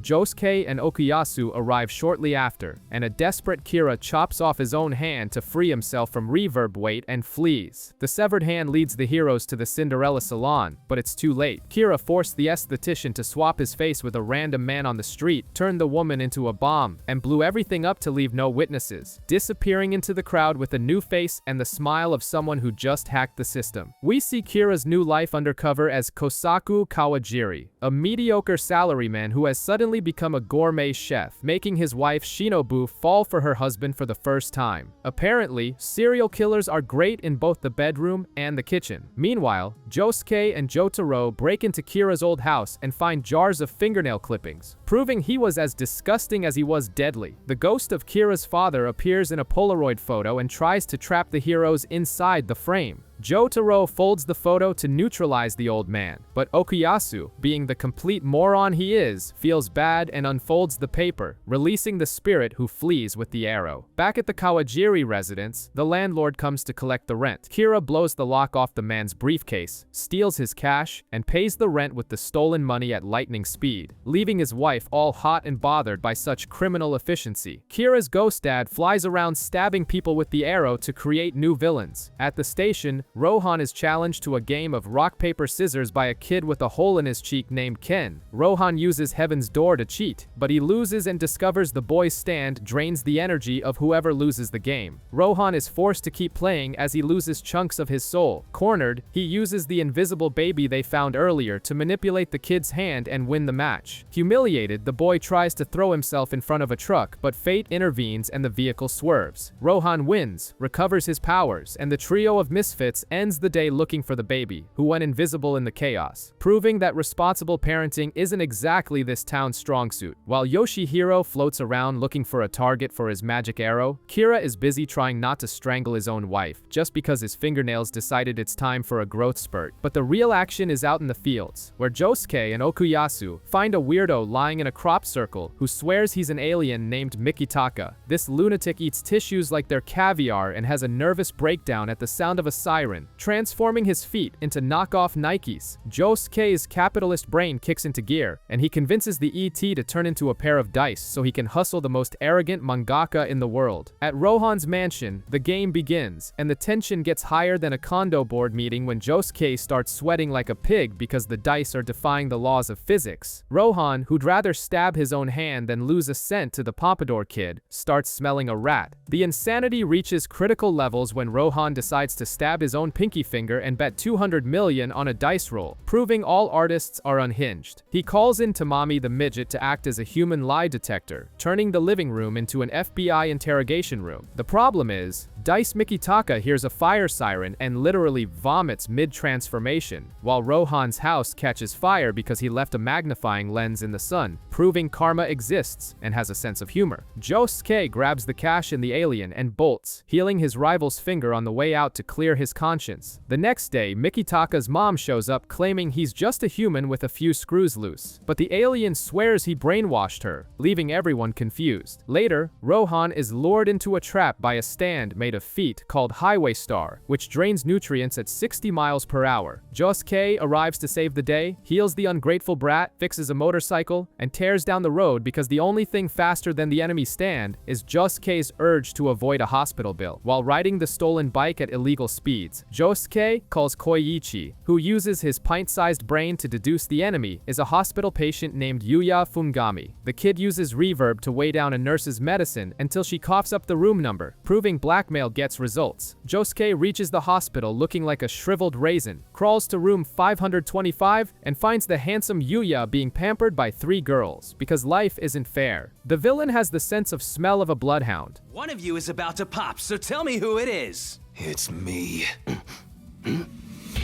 That full-bodied odor you're whiffing. But Josuke solves the problem by stealing his IV drip and chugging it in front of him. Yuya tries to play the sick and helpless card, and Josuke, in an act of twisted mercy, heals every bone in the guy's body just so he can beat the living hell out of him guilt-free. Crazy Diamond pummels him until he flies out the window and into a fountain, ending his intensive therapy session. In the House of Horrors, Shinobu sends her husband to deal with a cat in the basement, but Kira discovers she's already accidentally off the thing, so he buries the corpse in the garden thinking it's over. But nature is bizarre in Morio, and the cat is reborn as a plant that spits bubbles of compressed air. This stray cat rips off Shinobu's toenail and nearly kills Kira with a pulmonary embolism when a bubble enters his vein. The serial killer has to slice his own arm open to stay alive, proving a hand fetish doesn't help in a medical emergency. When all seems lost, Kira tosses a golf ball, and animal instinct takes over, turning the killer plant into a playful kitten. Hayato, the creepy kid who films his parents, goes to the attic and nearly suffocates, but uses his junior sociopath mind to pop the bubbles with a compass and tricks Kira into thinking nothing happened. The boy is now certain his dad is a monster, and he doesn't even need a stand to see it. Kira's ghost dad realizes Hayato is snooping too much, but we jump to July 15th where Josuke and the idiot Okuyasu follow the alien to a rusty transmission tower. The owner is a hermit named Toyohiro, who lives up there like an iron monkey. Josuke, being the impulsive genius he is, enters the tower and discovers he's fallen into the trap of Superfly. If one person enters, another can't leave, and any damage to the tower is reflected back at the attacker. Okuyasu finds this out the hard way. Mikitaka tries to help by turning into a steel cable, turning the fight into a bizarre tug of war against a guy who lives on metal beams. In the end, Josuke escapes. The alien turns into a sieve but survives because ET biology doesn't follow the rules, and Toyohiro is condemned to live in the tower forever, which is probably an introvert's dream. Josuke decides to psychologically torture the tower hermit, and Crazy Diamond fixes the structure to trap the guy in his own cage. Under Under pressure, Toyohiro spills the beans and reveals that the little guy Koichi has been kidnapped. Meanwhile, Rohan receives a paranoid architect who walks glued to the walls because he's terrified of anyone seeing his back, which obviously triggers the mangaka's morbid curiosity. Across town, Josuke uses Yuya Fumigami's superpowered nose to track Koichi and finds Terunosuke, a villain with a bad attitude and a stand called Enigma. This power turns people into paper when they show fear, and Josuke's mom has already been turned into human origami. The villain notices Josuke's nervous tick is biting his lip, sets an obvious trap on the floor, and our brilliant hero falls for it head first. Josuke opens the cursed paper and finds Terunosuke holding a gun, because subtlety isn't this anime's forte.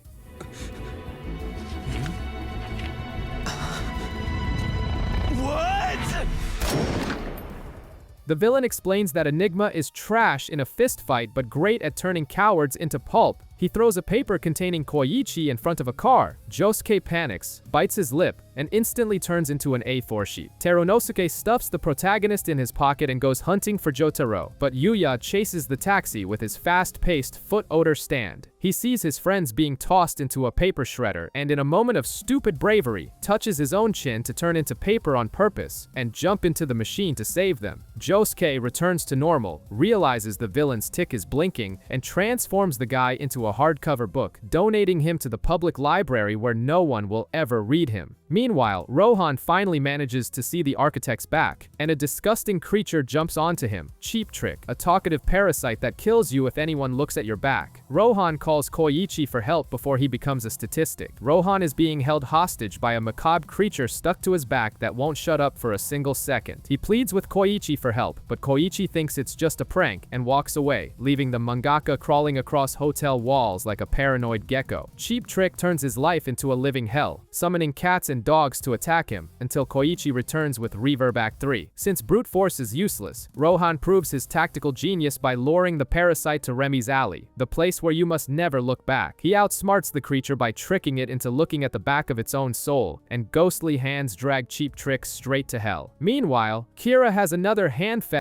flare-up and blows up a couple on a train, forcing the girlfriend's severed hand to trim his nails before she turns to dust. The problem is, young Hayato caught the whole thing on his voyeuristic camera. At home, Kira threatens the kid in the bath, only to discover he's being blackmailed by a 10-year-old. The situation at the Kira household goes from bad to worse when the serial killer loses his cool and kills his own son in the bathroom. His ghost father suggests fleeing the country, but Kira is stubborn and wants to keep his mediocre life in Morio. This desperation attracts the stand arrow, which pierces his arm and unlocks a software update for Killer Queen. The next morning, Hayato wakes up alive and has the same breakfast as if nothing happened. Kira shows up with a new black and white hairstyle and the arrogance of someone who just hacked reality. On the street, Rohan uses Heaven's Door on the boy and reads the name Yoshikage Kira on his pages, triggering the third bomb. Bites the dust. A mini Killer Queen enters the mangaka's eye and blows him up from the inside out.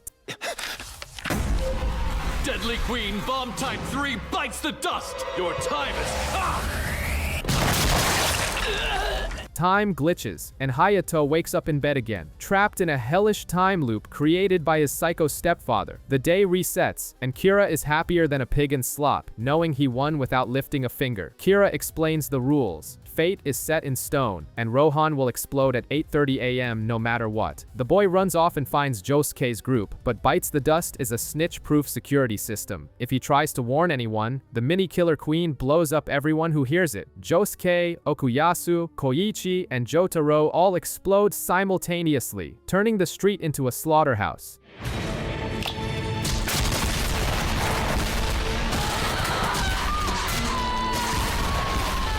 The day resets once more. Hayato, now suffering from top-tier PTSD, hatches a suicidal plan using the cat plant Stray Cat hidden in his backpack. He ambushes Kira on the street and fires an invisible air bubble at the villain's chest. But the universe loves protecting psychopaths, and a watch in Kira's pocket saves his life by sheer cursed luck. Yoshikage Kira starts the day at 8:29 a.m. with the ego of a LinkedIn influencer posting about mindset, screaming his own name in the street just to make sure the universe knows knows who the protagonist is. The catch? Hayato, the world's most efficient traumatized child, had already spoiled the reveal to Josuke. The Pompadour King shows up, forcing Kira to cancel Bites the Dust and recall the pink cat, breaking the time loop and saving the arrogant mangaka from becoming confetti. Now that the time traveling is over, the real brawl begins. Cornered in a mansion, Kira innovates in biology by shoving the cat plant inside Killer Queen's stomach, creating an artillery system that spits invisible air bombs. Okuyasu, proving that intelligence was his dump stat, uses the hand to pull the enemy closer, but ends up pulling a bomb instead, turning his torso into Swiss cheese. While Josuke tries to heal his dumb friend mid-crossfire, Hayato realizes Okuyasu's body has become a landmine. The kid throws himself into the explosion, and Josuke has to reassemble two bodies simultaneously in milliseconds. Like a surgeon playing Tetris on hard mode, they hide inside a house, and outside, Kira realizes his life of hand fetishes and quiet sleep is over. It's war against delinquent teens and a plant that spits compressed air. In the middle of this suburban apocalypse, Kira calls his boss to say he'll be late. Priorities, after all. A random neighbor accuses him of stealing panties, and Kira, offended at being called a common pervert instead of a sophisticated serial killer, blows the guy up just for touching his collection. Inside the house, Hayato tries to use the phone, but the line is dead. Just like his social life, Josuke assumes Okuyasu is history and vows revenge until an air bubble floats through the window. It's Stray Cat, now buffed by Killer Queen, firing invisible bombs. Josuke throws Ash to track the attack, but the bubble has aimbot, chasing him down and exploding a piece of wood into his leg. Even limping and bleeding, the protagonist uses his own dried blood on a glass shard as a homing missile and hits Kira in the back. The killer hides, but Josuke takes Hayato's lighter and decides to set the kid's coat on fire. He deduces that Kira's ghost father was hiding in the pocket taking photos to give his son call-outs. Josuke grabs the phone, mimics Kira's voice, because apparently he's also a voice actor, and convinces the old man to reveal himself. Kira, thinking he's attacking Josuke, accidentally blows up his own father. The duel moves to the street, but just as Kira thinks he's won with a new bomb, space is erased. Okuyasu returns from the dead because he was too dumb to know which way to go in the afterlife. He uses the hand to snatch the cat out of the villain's stomach, leaving Kira out of ammo just as the cavalry arrives. Surrounded by buff teenagers and a marine biologist who can stop time, Kira tries to play the victim for the paramedics, but his obsession for female hands gives him away. Hayato screams that he's going to use a hot nurse as a detonator to reset time. Kira activates Bites the Dust with the confidence of a mediocre white man, but nothing happens. Yes! I succeeded! I activated it!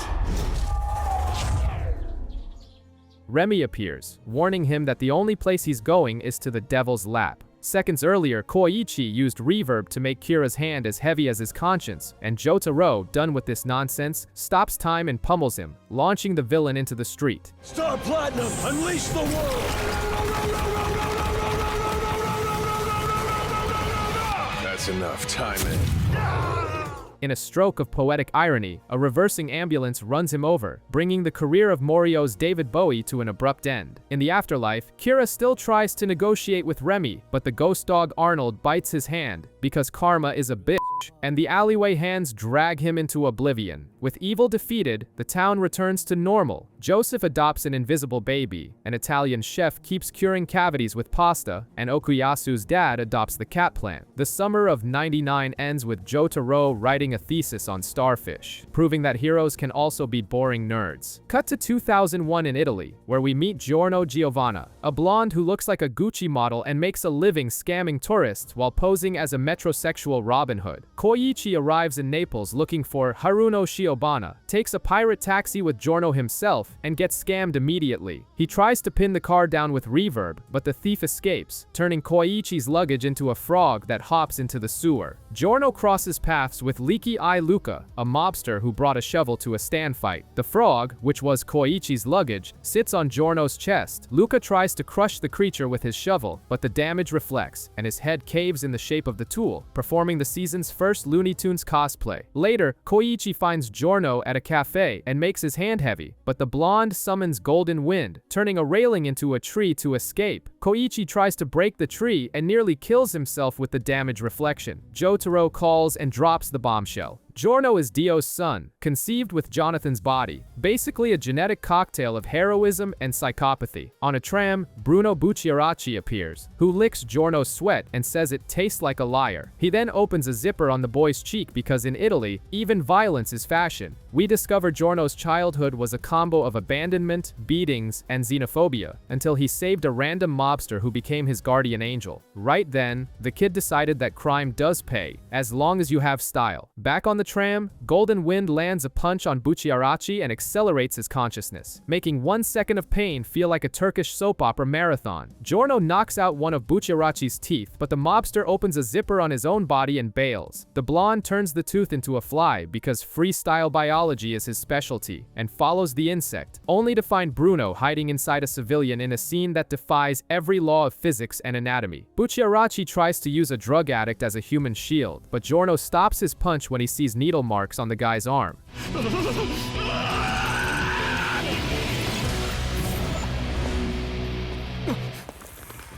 He realizes the mobster has principles and also hates drugs being sold to kids. Giorno then drops the iconic line, "I, Giorno Giovanna, have a dream," which is basically to overthrow the boss and become the new kingpin. Bucciaracci realizes he's found someone just as crazy and determined as he is, and the bromance begins. Bucciaracci agrees to take Giorno for a job interview with Passione. The mob's HR is Polpo, a morbidly obese man living in a cell-turned-presidential suite who seemingly ate his own bones to fit in there. The test is simple. Keep a lighter lit for 24 hours. Easy, right? Not in this anime. Back at the dorms, while Koichi rumbles through Giorno's things looking for his passport, the blonde hides the lighter inside a loaf of bread and turns a light bulb into a snake to distract the snooping Japanese kid. But when he leaves, an elderly janitor relights the extinguished lighter and activates Shadow Sabbath, a dark, gothic automatic stand that emerges from the shadows and stabs an arrow in the old man. Giorno now has to deal with a creature that teleports through shadows and wants to turn everyone into either a stand user or a corpse. Koichi returns to help, but Reverb takes a worse beating than a drum at a carnival. Giorno realizes the shadow vampire is allergic to sunlight. He hatches a brilliant plan. He lets himself be grabbed in the shadow of a tree, then uses Golden Wind to give the tree a life overdose, so it withers instantly, creating a natural sunroof. The enemy stand melts in the sun, screaming like a kid losing at LOL. The next day, he returns to Polpo with the lighter lit and gets hired. Before leaving, he turns a gun into a banana and leaves it in the fridge. Polpo goes for a snack, bites the fruit, and it turns back into a .38 in his mouth. Giorno is officially a mobster and a creative assassin. Bucciaracci explains the hierarchy of Passione, which is basically a pyramid scheme with murder. Meanwhile, Zucchero and Sale, two extras named after seasonings, hear about Polpo's death and want his treasure. At Bucciaracci's HQ, Giorno meets the rowdy crew. Mista, who has a phobia of the number 4, Narancia, who doesn't know what 2 + 2 is, Fugo, a teacher who beats dumb students, and Abacchio, a gothic ex-cop who hates rookies. During his initiation, Abacchio pees in a teapot and serves Giorno a special tea. The blonde, keeping his cool, turns a tooth into a jellyfish that absorbs all the pee and drinks it without flinching, earning everyone's respect and disgust. The team rents a boat to find Polpo's treasure, but in the middle of the sea, Narancia vanishes, followed by Mista and Fugo. Giorno creates a fly from Narancia's shoe and discovers they are alive somewhere nearby. Abacchio refuses to show his stand, so Giorno throws himself into danger to force the goth to work. Tragic Abacchio flashback. He was a corrupt cop who saw his partner die because of him and became a depressed drunk until Bucciaracci rescued him from the gutter. On the boat, he finally summons Moody Jazz, a stand that looks like a human VHS tape and can rewind events. He sees Narancia being deflated like a balloon and sucked into a pipe. Soon, Abacchio himself is caught, leaving Bucciaracci alone on the ghost ship. The enemy, Zucchero, speaks over the radio, threatening to kill everyone if they don't hand over the gold. But Bucciaracci, with a 200 IQ, notices there's no blood on the deck. The obvious conclusion? They are on a boat wearing another boat. He opens a zipper in the hull and starts sinking everything to force the rat out of his hole. As the water rises, Zucchero tries to attack the unconscious Abacchio, but takes a telescopic zipper punch to the face and his head is sent flying off. off. With Zucchero captured, the team decides on an ethical interrogation. They stick his head under a lens with the sun burning his retina while they perform a synchronized dance routine to Prince. Abakio uses the replay and discovers his partner, Sale, has already headed for the treasure in Capri. Giorno, wanting to prove his worth, volunteers to go ahead with Mista. Mista introduces the 6 bullets, 6 tiny yellow imps with the personalities of hooligans who kick bullets and demand lunch. At the marina, they try to ambush Sale, but the guy was already waiting. Giorno tips him off, and Mista fires. The pistols make the bullet curve around the defense and hit Sale in the leg, proving that aimbot is for the weak. The villain escapes on a truck, and Mista, being the maniac he is, jumps to chase him, leaving Giorno behind knowing he just unleashed an armed psychopath after a magical trucker. The episode starts with us discovering that Mista has luck so bizarre it makes winning the lottery look statistically impossible. He survived a hail of bullets just to kill 4 thugs with the calm of someone ordering a coffee, but his luck runs out when he decides to trade shots with Sale, a villain with the Standcraft work, which basically turns the world into a laggy game where everything freezes in mid-air. Mista tries to reload his gun with the flare of someone at a club, but Sale uses the lag cheat code to freeze the bullets halfway. Our superstitious gunslinger panics because there are only 4 bullets left, and everyone knows the number 4 is the reason his dad went to buy cigarettes and never came back. Sale scales the frozen rocks in the air like he's playing Mario Bros, and returns fire into Mista's abdomen. Just when all seemed lost and Sale started bragging, the 6 bullets decide to be useful for once in their lives. They split a bullet in half and shove the projectile straight into the villain's brain, proving that headshots count even when hacks are on. Mista survives looking like a human sieve, and Giorno arrives late just to soak up the mission XP. The group gathers in a public restroom that likely costs more than your mortgage. Inside, Fugo uses a standard office stapler to patch up Mista's bullet holes, because apparently, sanitary medicine is the mafia's specialty. 2 janitors walk in, but the old-timer is actually Pericolo. He delivers 10 billion lire that Bucciaracci hid inside a urinal, ensuring that money will never be truly clean again. Pericolo promotes the team mom to capo and presents their new mission, babysitting the boss's daughter. Trish Una sheds her janitor disguise and immediately asserts dominance by wiping her hands on Fugo's suit like it's a cheap paper towel. As the group heads to a safe house, Formaggio, an assassin with a shrinking fetish, spots Narancia out on a solo grocery run. He uses Little Feet to cut the boy, but is met by Lil Bomber, a toy plane that spits very real lead. Formaggio decides to become a bootleg Ant-Man, hiding in Narancia's pocket. He discovers the kid is buying pads and makeup, confirming there's a girl in the picture, all while Narancia starts shrinking, unaware the world is becoming too big for his tiny brain to handle. Narancia realizes that seeing the world from below isn't a philosophical shift, it's just the side effect of shrinking into an action figure. He tries to enter a phone booth, but since he doesn't weigh enough to trigger the door sensor, he solves the problem by riddling the glass with bullets. Formaggio,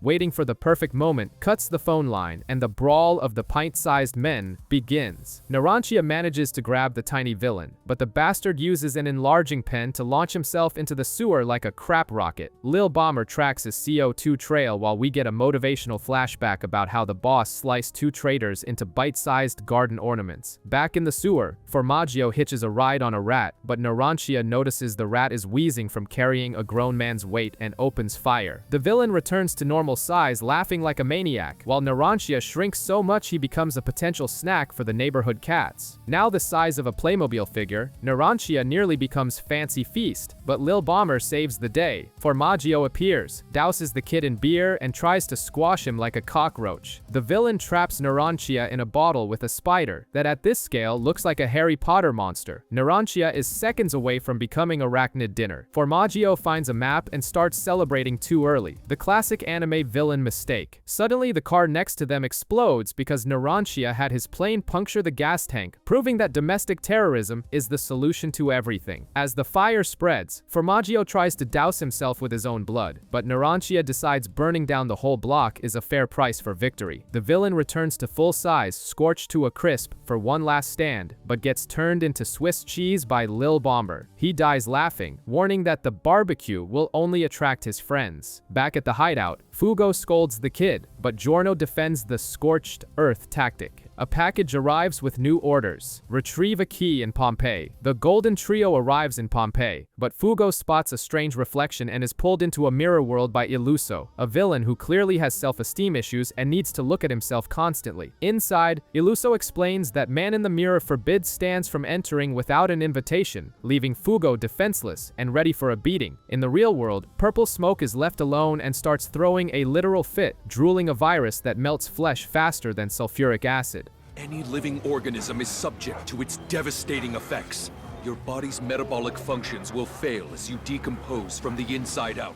Abacchio, being the employee of the month, decides to screw Fugo and focus on the key, while Giorno wants to save their useless friend. Purple Smoke starts punching walls like a frustrated teenager, and the debris nearly hits Illuso in the mirror world. Fugo remains a human punching bag while Abacchio runs with the mission on his mind and Fugo on his conscience. Abacchio races to the mosaic, but Illuso tries to intercept him, thinking he's outsmarted the veteran. However, the ex-cop reveals it was Moody Jazz in disguise and lays into the villain. Illuso pulls the real Abacchio into the mirror as well, but the key magically vanishes. In the real world, Abacchio had cut off his own hand and shipped it to Giorno via Stand Express. Illuso decides to invite Giorno to the mirror party, but realizes too late that the blonde's hand is purple and riddled with the virus. Giorno infected himself on purpose, sending Illuso into a panic. The villain saps his own arm and flees to the real world, leaving the idiots to die. But outside, Purple Smoke is waiting. It smashes a capsule in his face, turning the villain into organic soup on the pavement. The mirror world shatters, and Giorno reveals he turned a brick into a snake to synthesize a vaccine within the virus, because freestyle biology is his specialty. Fugo is speechless, and Abacchio promises to beat the rookie up later because nobody likes a show-off. After Bruno staples Abacchio's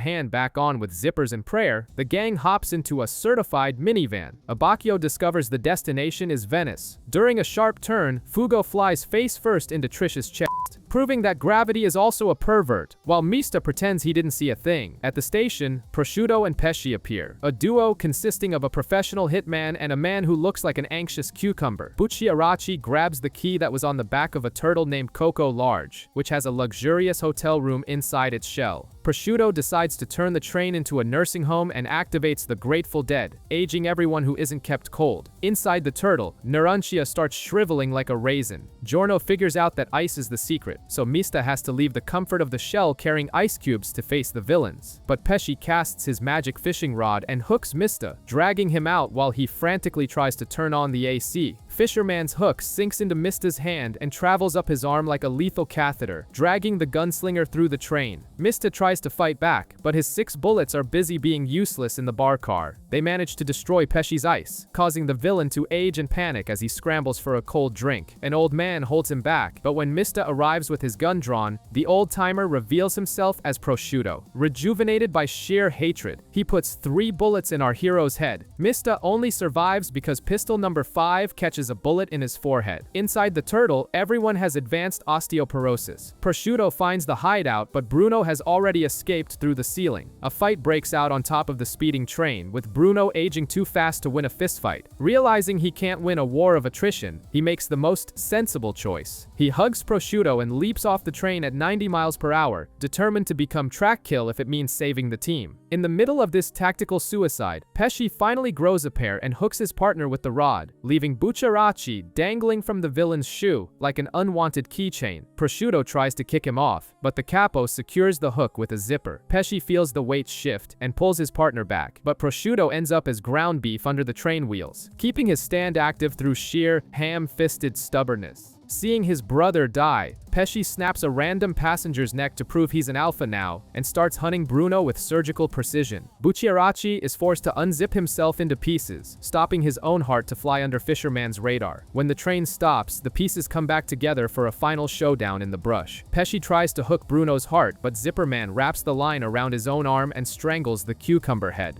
Bucciaracci delivers his classic Arrivederci, dismembers the villain, and tosses the scraps into the river. The turtle is safe.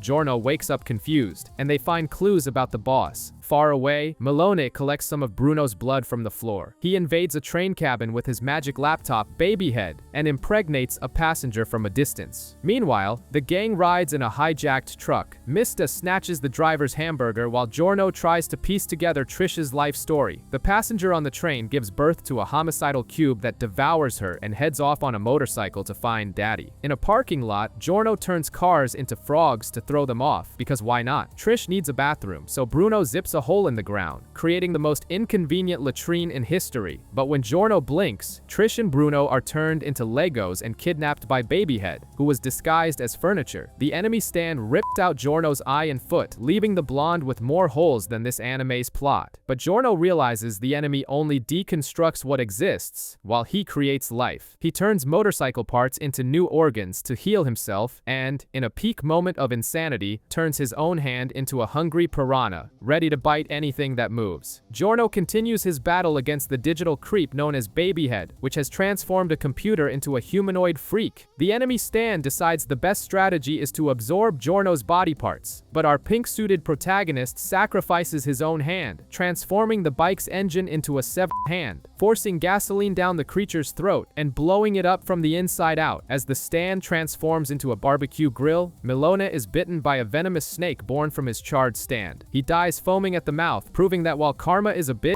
snakes are worse. Meanwhile, Moody Jazz rewinds inside the turtle to reveal Perico Lo's final moments. The old man delivers the mission to find a disc in Venice and, with the efficiency of a depressed employee, draws a gun to prevent any information leak. The turtle is now a mobile hearse. Giorno and Mista hit the road in a cold pursuit until Ghiaccio appears, surfing on the roof of the car in his furious ice skater cosplay, White Ice. Mista's bullets don't even tickle the cryogenic armor, and the car starts turning into an industrial freezer. Giorno uses the bullets to grow roots and buck the maniac off, but the idiot creates ice skates and chases the car at speeds that would make Tony Hawk cry. But you don't get off that easy!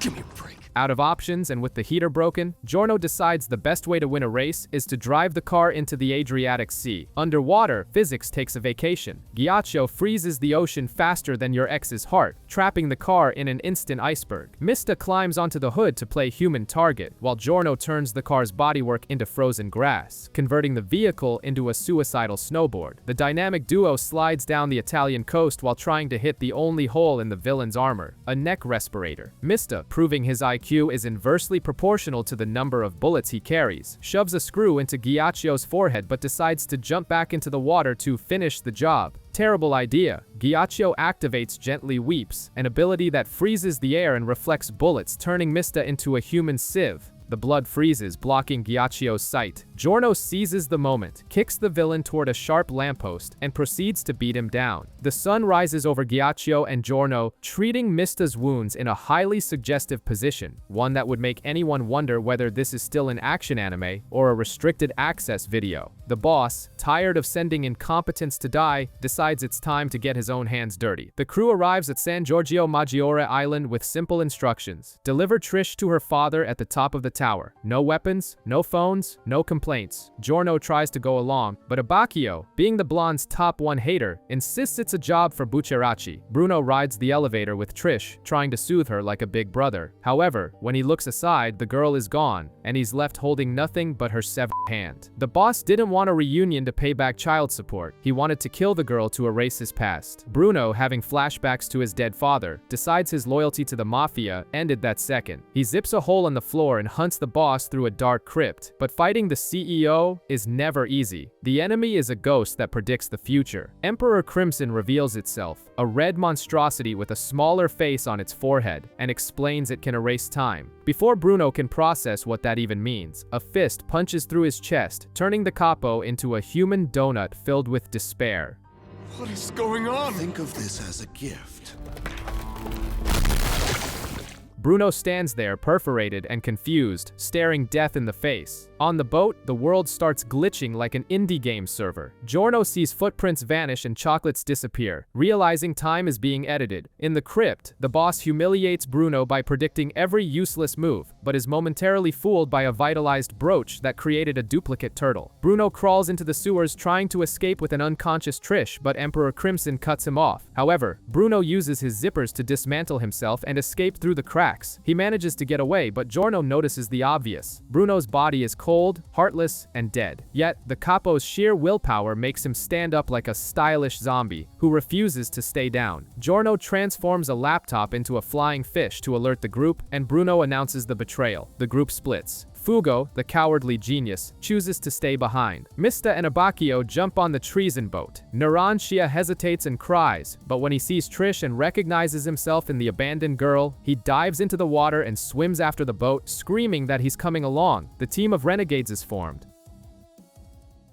The gang tries to have a peaceful lunch at a restaurant, but paranoia is the daily special. They beat up an innocent civilian thinking he's an enemy, only for Narancia to have a piece of his tongue ripped out by a pint-sized shark that teleports through soup. This is the stand crush. Giorno, improvising a medical degree, performs a tracheotomy with a pen and creates a new tongue for Narancia. The problem is Tiziano attaches his stand, talking mouth, to the new tongue. Now Narancia can only say the opposite of what he means. He tries to warn them of the attack but ends up saying everything is great and sends the team to the bathroom. The shark, which travels through liquids, loves that idea. Narancia tries to stop them from opening faucets, reaching the humiliating point of drying sinks to prevent aquatic teleports. Giorno begins to suspect this manic behavior is forced. Narancia uses blood to bait the shark, but the beast emerges from the pool, bites Giorno, and drags him into the pipes, while Narancia watches, unable to explain the mess that just happened. The kitchen explodes into chaos. Narancia sprays the entire restaurant with lead, trying to hit the shark as it hops from wine bottles to the sink. Giorno, being the group's tactical masochist, allows himself to be bitten repeatedly because he knows Lil Bomber detects CO2 from breath or open wounds. Squalo and Tiziano watch from a balcony. Talking mouth keeps making Narancia lie, but actions speak louder. In a moment of pure fury and negative IQ that loops back into genius, Narancia cuts off his own tongue to get rid of the parasite. Giorno makes him a new one later. It's becoming a routine. With his radar dialed in, Narancia locates the two users hiding on the balcony. Tiziano throws himself in front of the bullets to save his boyfriend,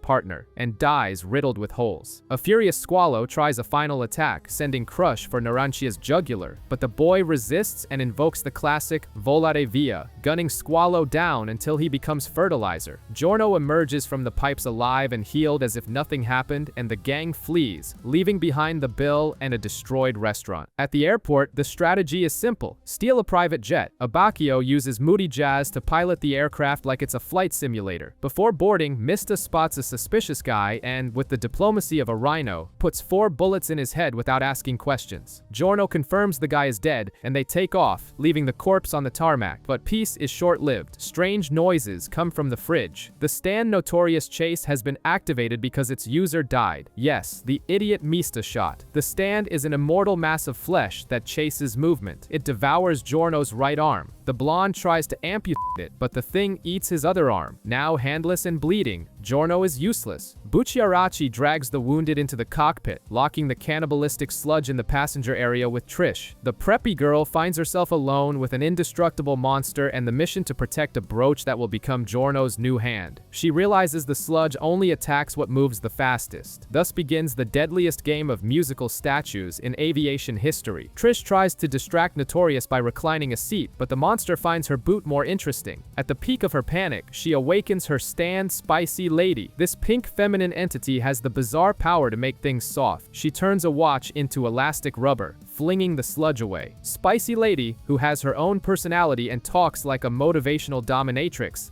starts pummeling the monster with softened metal bars. But Notorious is persistent and attacks the engines, condemning the plane to crash into the sea. Trish, showing she inherited her psychopathic father's coolness, softens the entire cockpit, turning the fuselage into a giant rubber parachute. The team lands safely afloat, while the rest of the plane explodes, and Notorious Chase is condemned to spend eternity in the ocean, chasing random waves and boats. Meanwhile, in Sardinia, the boss flips out as clues to his past are unearthed and decides he needs to stop trusting useless subordinates. We flash back to 1965 in a women's prison, where a woman pregnant for 2 years finally gives birth. The kid is adopted by a priest in Sardinia and grows up as a good boy, until the priest discovers the boy's biological mother buried beneath the floorboards of his bedroom. The village burns down, the kid vanishes, and the devil is born. Back in the present, we meet Doppio, an adorable schizophrenic boy who serves as the boss's alternate personality. He tries to catch a cab, runs into a fortune teller on the road, and ends up killing the fraud because he saw too much. Doppio communicates with the boss using shoes, toys, or anything he can pretend is a phone. Arriving at Costa Smeralda, Risotto, the leader of the hitman squad, La Squadra, shows up. Doppio plays the part of a clueless, cowardly tourist, but Risotto catches him shaking when he hears Lil Bomber patrolling the area. The mask slips. Risotto uses his stand, metallic, to manipulate the iron in Doppio's blood into razor blades and needles, making the kid vomit metal. The boss calls in via a frog, yes, a frog, and tells Doppio to stop crying and start fighting, lending him Emperor Crimson's arms and the power to see the future. Dear Doppio,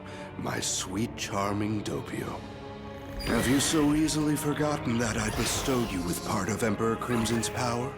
The fight turns into a hematological nightmare. The boss lends Doppio eulogy, the substand that grants visions of the future, showing him that a pair of scissors is about to sprout from his throat, and they do. Doppio violently rips them out, spraying blood everywhere. Risotto turns invisible, camouflaging himself using the iron in the environment, playing a deadly game of hide and seek. Doppio sees his own foot being severed in a premonition and figures out the trick: magnetism. He hurls the scissors toward the invisible Risotto, and the gothic villain gets his own foot chopped off instead. But Risotto is hardcore. He staples his foot back on and deduces that Doppio is the boss. He begins to strip the oxygen from the air around the boy, suffocating him. It looks like the end, but the boss is dirtier than a gutter. He orders Doppio to throw knives at Narancia, who is far off in the distance. Lil Bomber detects Risotto's heavy breathing and peppers the goth with a hail of bullets. A dying Risotto tries to grab Doppio, so Emperor Crimson takes the hit too, but the boss erases time, slips away, and lets the bullets turn Risotto into Swiss cheese, ending the gothic leader's career and proving that luck is the ultimate superpower. But the boss, who apparently enjoys a Paleolithic diet, starts crawling around eating raw frogs and dirt to replenish the iron in his blood. Bruno's team finds the dark goth's corpse and realizes they aren't alone. Meanwhile, Abacchio uses Moody Jazz to rewind time near a monument, but decides to play babysitter, helping some kids retrieve a stuck ball. Worst career move ever. Disguised among the kids playing soccer, the boss activates Emperor Crimson and turns Abacchio's chest into a human donut, killing the ex-cop in absolute silence. In the afterlife, Abacchio reunites with his old partner and finally finds eternal peace, completely ignoring Narancia's screams as he begs Giorno to heal him. But Giorno isn't a necromancer. The most he can do is turn a piece of stone from the corpse's stiff hand into a ladybug. The insect flies to the monument, revealing the goth's final troll move. He left a negative imprint of the boss's face and fingerprints etched into the stone. Risotto died, but he made sure the villain's anonymity went to hell right along with him. With no name or address, Giorno tries to play CSI with the fingerprints, but the police database is as useful as an ashtray on a motorcycle. Suddenly, a mysterious hacker breaches their laptop claiming to be an ally. He shows them the arrow, promising it's the ultimate power-up to overcome Emperor Crimson. He spins a wild tale about meteors in Greenland and an alien virus, and sets a meeting at the Colosseum, the most discreet place in Rome. Desperate, the boss unleashes his dynamic duo of psychopaths, Cioccolata, an ex-surgeon who makes Dr. House look like a saint, and Secco, his human pet who lives for sugar cubes. While Doppio catches a flight to Rome, the group hides inside the turtle, but the moment someone steps down a level, they start rotting faster than fruit left in the sun. It's the stand green tea, a killer mold that attacks anyone who loses altitude. Mista's hand turns to mush, and Narancia tries to reach a boat only to start disintegrating. Giorno figures out the rules, but the boat is too far. Mista, with all his usual grace, blows up the boat's engine, launching everyone into the air with the blast and saving the day through sheer gratuitous violence. Cioccolata keeps tossing sugar into Secco's mouth like he's a trained dog and sends the underground freak to hunt the protagonists, while Giorno tries to glue Narancia back together inside the turtle. Bruno and Mista try to head up a parking garage, but the stairs turn to mud, mud. The stand sanctuary turns asphalt into an Olympic swimming pool, and Sekko swims through the earth, spitting hardened rocks. Bruno, already half zombified, leaps from the top and uses his zippers to surprise the enemy, but Sekko realizes the capo is colder than an ex's heart. In the car, Giorno confirms everyone's worst fears. Bruno is basically a walking corpse fueled by pure stubbornness and willpower. But there's no time for tears. A helicopter appears, and a moldy corpse smashes into the windshield, spreading fungus across Rome and melting innocent civilians. Giorno and Mista decide to combo. They transform bullets into roots to pin the helicopter to a tower. Bruno stays on the ground to solo the Armadillo Man, while the dynamic duo heads up to have a little chat with the Mad Doctor. Mista unloads his clip at the helicopter, but the cockpit is empty and the 6 bullets are sliced mid-air like salami. The gunslinger falls bleeding, and Giorno discovers the disgusting trick. Cioccolata has chopped himself into pieces and is using the mold to control his body parts, turning himself into a grotesque, detachable action figure. The villain breaks Giorno's footing and begins to infect him, but Dio's son kicks a branch into the propeller, turns it into a bullet, and hits the doctor in the forehead. Cioccolata falls, playing dead, and Giorno, acting all merciful, approaches. When the villain tries a sneak attack, he finds out the bullet in his head has turned into a stag beetle that's currently performing a live lobotomy on his brain. Giorno drops the coldest line of his career, saying he has no pity for trash, and unleashes the legendary 7-page Muda Muda Muda, pummeling the doctor until he lands directly in a garbage truck, the only place he belongs.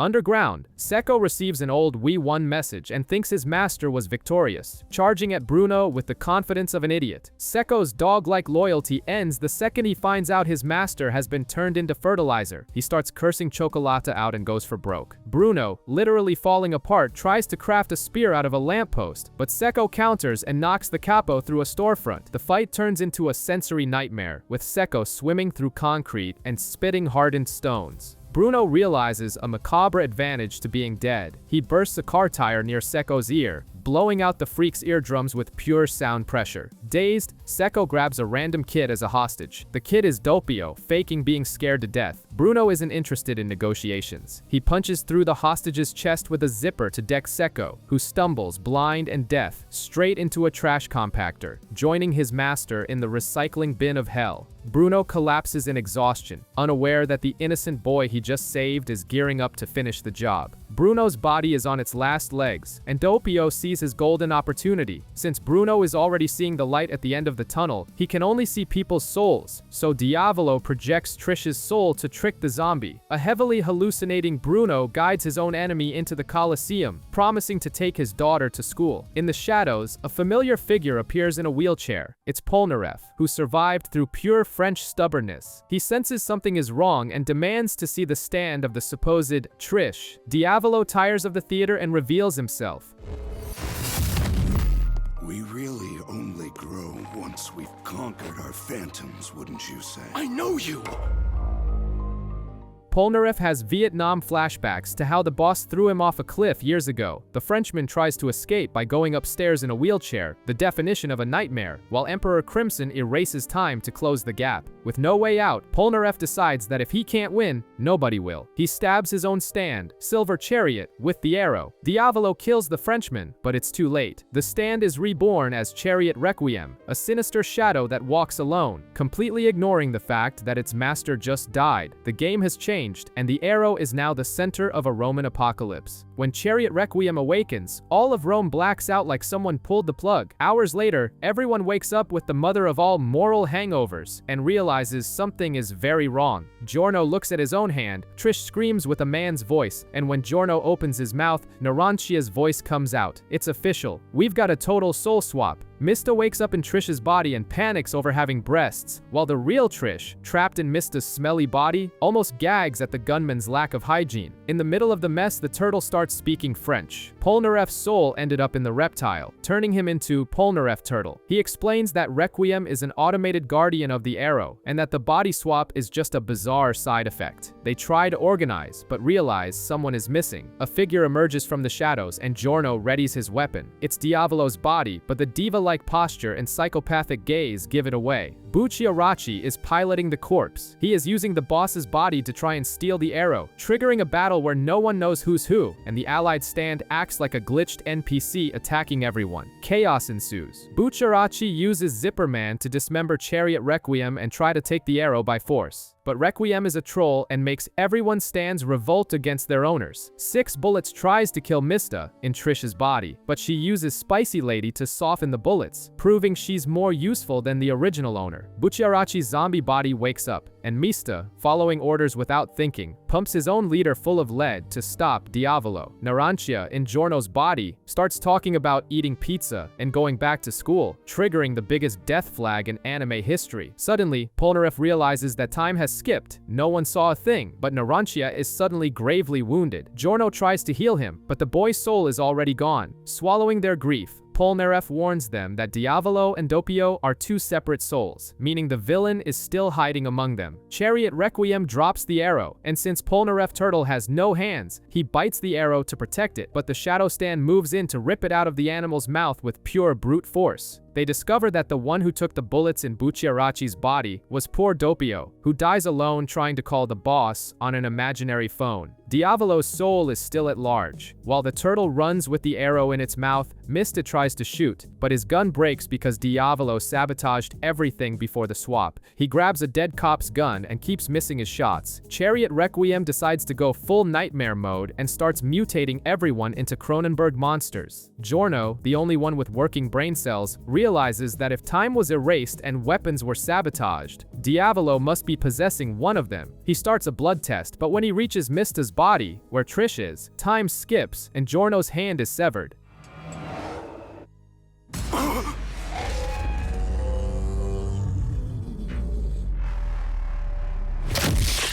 Surprise! Diavolo was hiding inside Mista's body along with his daughter's soul. He takes control of Trish, summons Emperor Crimson, and makes a dash for the arrow. The villain discovers the secret. The shadow is an optical illusion caused by a light behind the observer's head. He destroys the orb of light behind his own head, and Chariot begins to disintegrate. But Giorno turns his blood into ants that eat the arrow's shaft, dropping the tip. In a Father of the Year move, Diavolo punches through his own daughter's chest to launch himself toward victory. Trish's soul begins to ascend, and Diavolo uses Mista's body as a springboard to jam the arrow into Emperor Crimson. He thinks he's won and starts laughing like a maniac, certain he's about to become a god, but the arrow passes through his stand like it's a ghost. Bucciarachi, in his final act of utility, completely destroyed the Orb of Light, canceling Requiem and returning all souls to their original bodies before Diavolo could evolve. Bucciarachi's soul says goodbye to Giorno with a motivational speech and ascends to heaven, leaving the responsibility in the blonde boy's hands. Diavolo, stubborn as a mule, tries to attack Giorno. He sees the boy pierce himself with the arrow and thinks he failed, charging in for the kill, but his punch doesn't connect. Golden Wind peels away like a banana skin to reveal its final form, Golden Wind Requiem.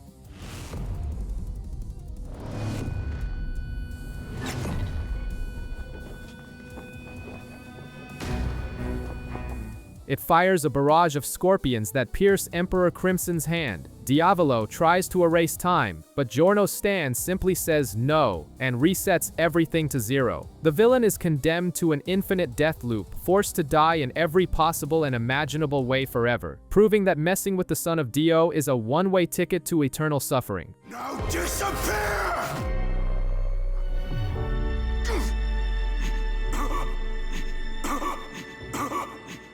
After Giorno activates his server admin hacks and bans Diavolo from reality, the former mob boss discovers that hell is basically a typical Tuesday in a rough neighborhood. He crawls out of a sewer thinking he's still in charge, only to get stabbed by a random junkie. He wakes up on an operating table where a crazy surgeon decides to play Lego, and just when he thinks he's escaped, he gets run over by a dog driving a car. Giorno turns to Trish and drops the spoiler that her dad didn't die, but got trapped in an eternal game over loop, which is a fair fate for someone who sold drugs to kids. Giorno holds the arrow like a deity. Polnareff confirms Bucciarachi's soul moved on, and Mista hides his tears by complaining that Trish thought the deceased smelled bad. The episode ends with the final rite of passage. Mista opens the window to let out the scent of victory. Giorno sits in the Don's chair, the Mafia kisses the hand of their new 15-year-old king, and the piano kicks in to seal the most stylish organized crime syndicate in Italy. Welcome to Florida, the land of retirees and bizarre prisons. We meet Jolin Cujo at the height of her humiliation, crying behind bars after being caught playing in her cell. Her cellmates look at her with the contempt she deserves. In a quick flashback, we learn she's there because her boyfriend Romeo hit a pedestrian and convinced her to hide the body, while her honest lawyer took a bribe to pin it all on her, guaranteeing 15 years in Green Dolphin Street. At intake, she goes through the standard ritual of becoming a number and losing her dignity during the strip search. But the universe has a sadistic sense of humor. The lawyer receives a fragment of the arrow sent by Jolene's absent father, Jotaro, and begins to choke while driving. Jolene's stand awakens as a thread of killer strings, strangling the lawyer from a distance until he crashes and dies. Turn off already!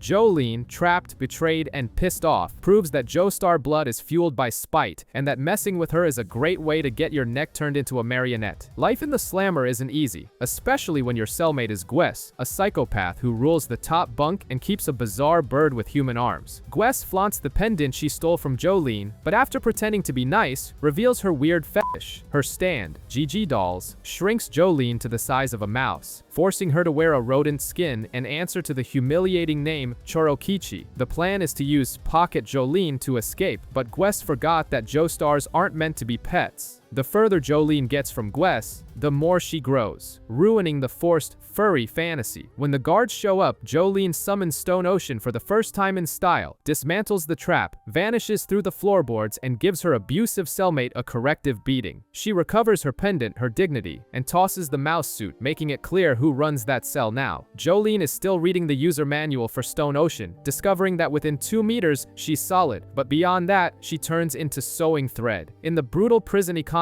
she lends money and gets stiffed, but she settles the score with biological interest. She causes the debtor to have explosive diarrhea and charges her $10 to use the only toilet, proving that entrepreneurship works even in the shitter. Suddenly, a kid dressed for a baseball game appears, hands her a human bone, and warns her not to go to her visitor the next day. Jolene, being stubborn, goes anyway and finds Father of the Year, Jotaro Kujo, in a cold room full of built-up resentment. He cuts the happy family talk and warns her that Janga Lee a blind follower of Dio, framed her to kill them both. Jolene tries to storm out but takes a bullet to the chest, only surviving because she used her stand's hand at the last second. Jotaro, finally being useful, explains there's a stand redirecting bullets through the air. Possessed guards attack, and Star Platinum comes out of retirement to stop time and protect his daughter, turning the visit into a supernatural shootout. The visiting room turns into a lethal game of hide-and-seek where the bullets are equipped with wind-guided GPS. Jotaro tries to lock onto the enemy's stand while Jolene attempts to lasso Downtown Transfer, which zips through the air ducts like a persistent summer fly. We discover Janga Lee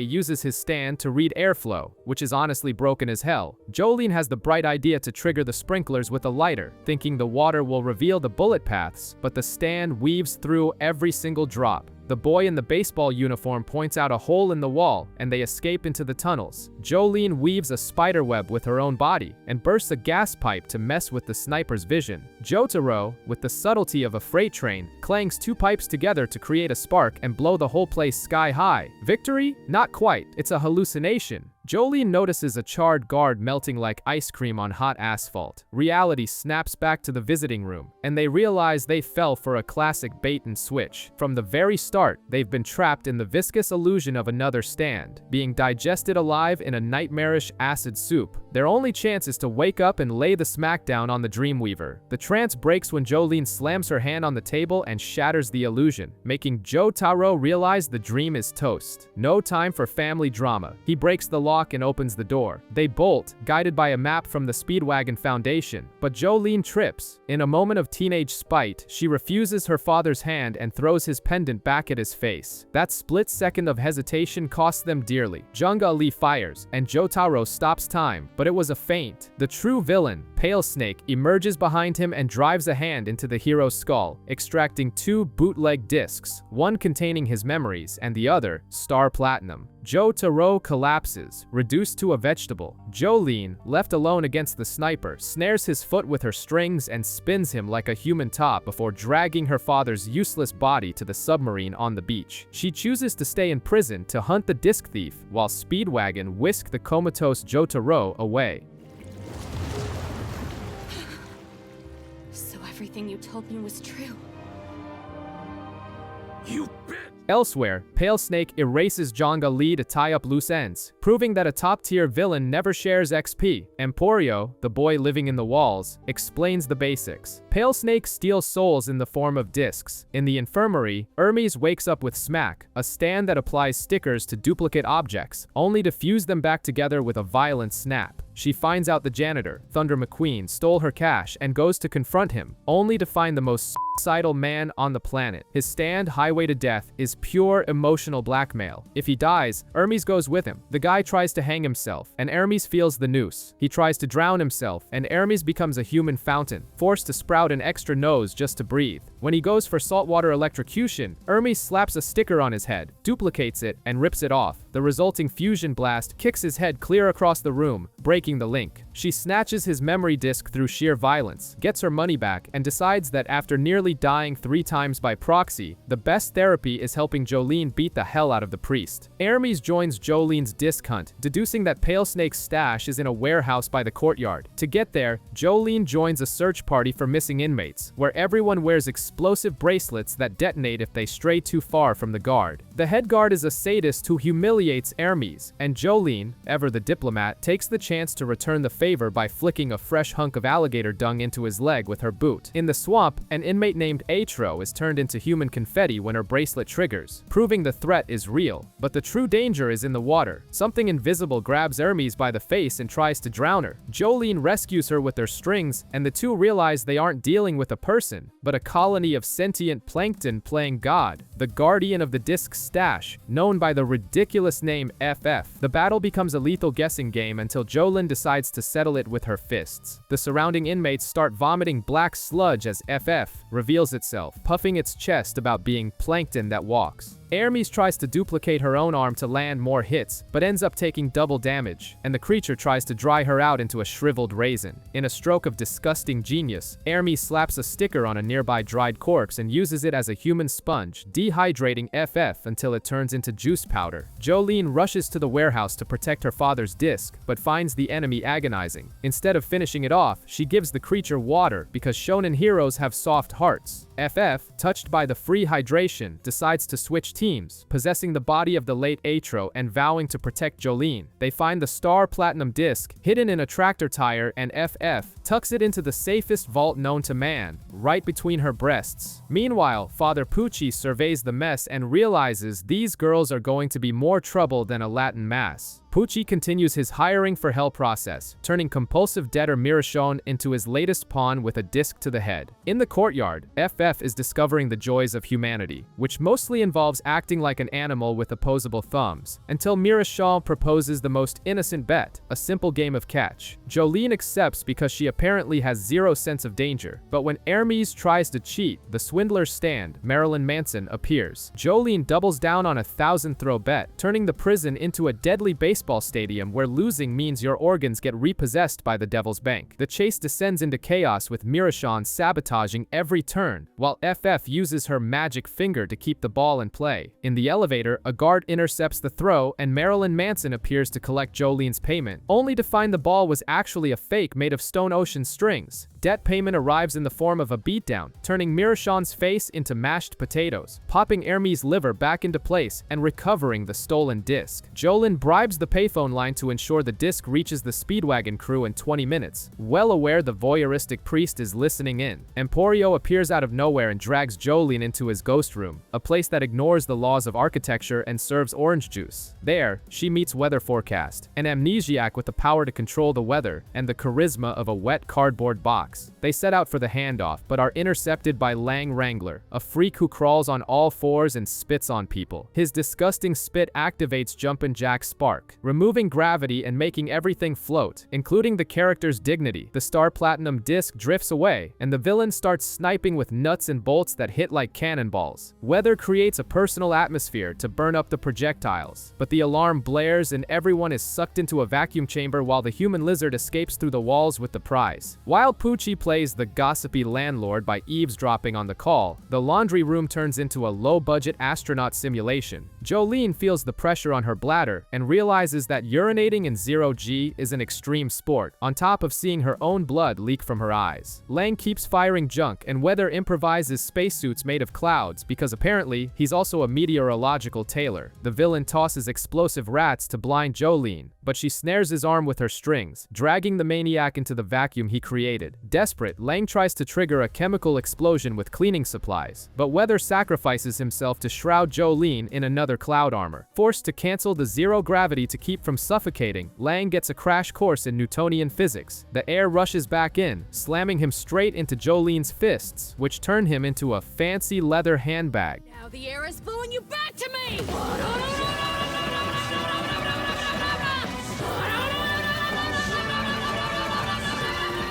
She recovers the disc and uses the villain's keycard to open the door, unaware she's about to run into the shadiest priest in church history. Poochie runs into Jolene and has to swallow his panic, maintaining his holier-than-thou act while she begs him not to sound the alarm. He lets her pass, but a brainwashed guard shoots her. As a reasonable and proportional response, Weather makes it rain poisonous frogs from the sky, turning the hallway into a slippery biblical nightmare. Poochie, trapped in the filth, starts reciting prime numbers to keep from losing it, and uses Pale Snake to explode a frog in a guard's face to clear a path. Jolene weaves a web of strings to play dead and avoid melting from the amphibian toxins. When Pale Snake tries to snatch the disc, she wakes up and takes it back with a sting. The courier finally arrives, a pigeon named Savage Garden, who dodges shots from a frustrated Pale Snake as he realizes his gun is empty. The bird flies off with Jotaro's memory, while Poochie retreats to the chapel to lament and reminisce about the good old days planning the apocalypse in bed with Dio. Jolene pays the price for her rebellion by being tossed into solitary, a hole where the menu is cockroaches, and the neighbors throw feces as a morning greeting. We flash back to see Hermes is livid because her sister Gloria was murdered by Sports Max, a mobster with a name like a cheap supplement store. In the present, FF tries to understand humanity by eating things that would make a goat vomit, while Hermes tracks her target to the sewers. Sports Max is now a taxidermist who cleans sewage and wields the Stand Limp Biscuit, capable of turning dead animals into invisible zombies. The perfect skill for someone who hates having friends. Hermes tries to drown the guy, but an invisible zombie bird attacks and a ghost alligator chomps on FF. Jolene arrives to save the day, using her friend's blood as spray paint to reveal the monsters, turning the workshop into a colorful freak show. The duel continues with Jolene being used as a chew toy by an invisible alligator. She tries to use sonar with her strings, but FF decides strategy is for boring people and sacrifices her arm to blow the reptile up from the inside with a finger shot.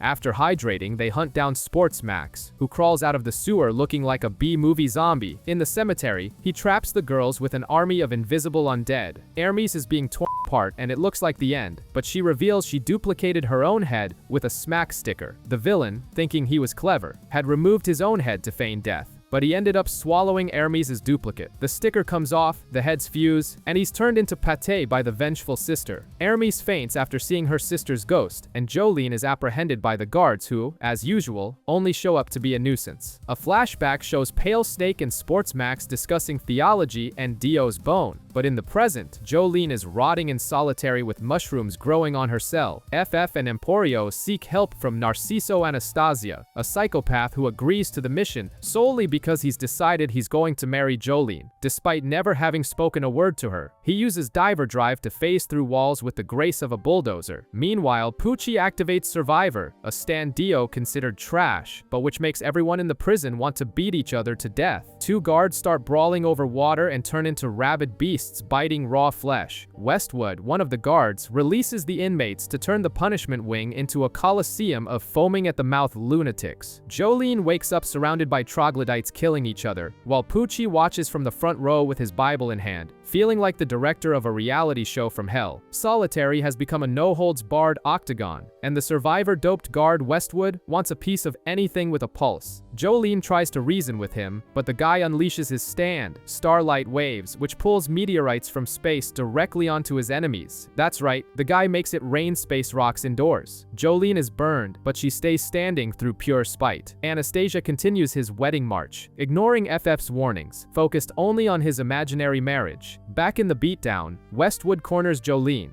but she rips off his boot, fills it with a brick, and uses it to parry a meteor right back into the owner's face. With his face disfigured, the guard still tries to get up, but takes a headbutt that shuts down his operating system. Stone Ocean!